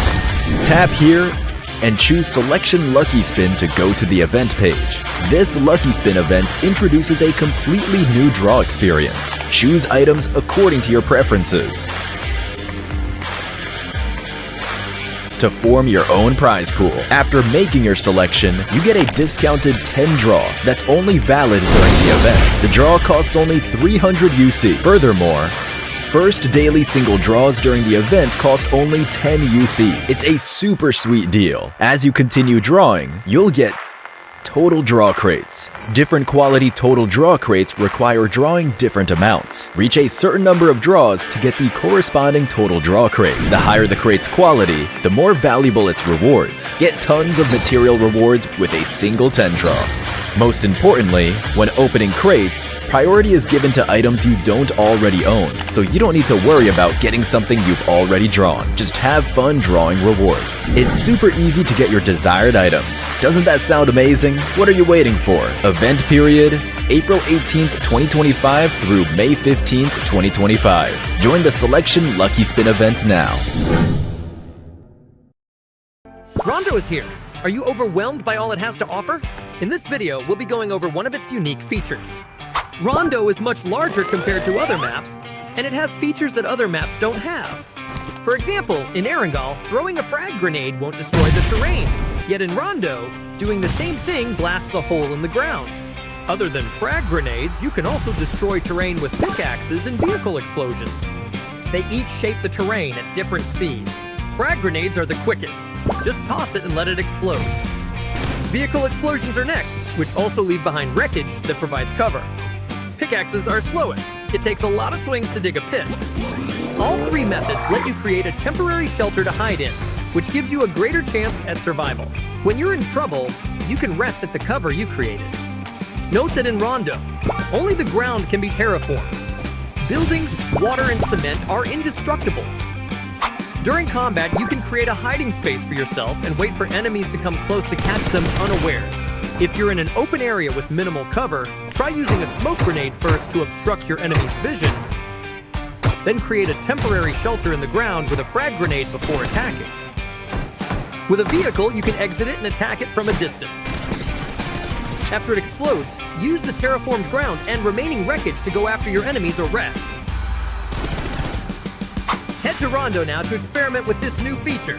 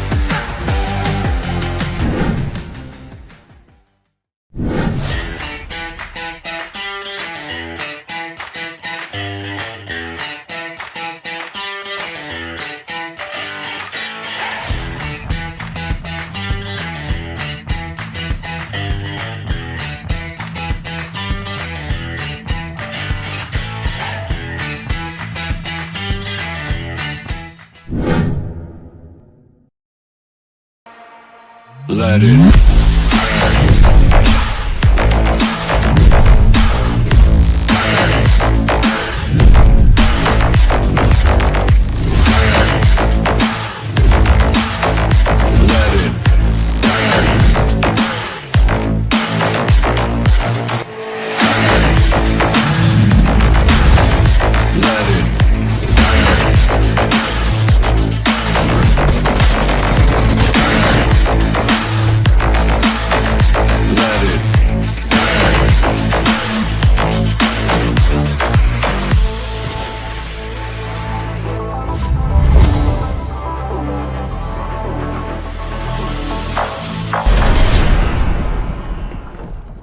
Great news! The Selection Lucky Spin has been completely reworked. Pick your own rewards. Enjoy massive discounts. Select total draw rewards. Increase your chances of drawing your desired items. Come take a look. Tap here and choose Selection Lucky Spin to go to the event page. This Lucky Spin event introduces a completely new draw experience. Choose items according to your preferences. to form your own prize pool. After making your selection, you get a discounted 10 draw that's only valid during the event. The draw costs only 300 UC. Furthermore, first daily single draws during the event cost only 10 UC. It's a super sweet deal. As you continue drawing, you'll get total draw crates. Different quality total draw crates require drawing different amounts. Reach a certain number of draws to get the corresponding total draw crate. The higher the crate's quality, the more value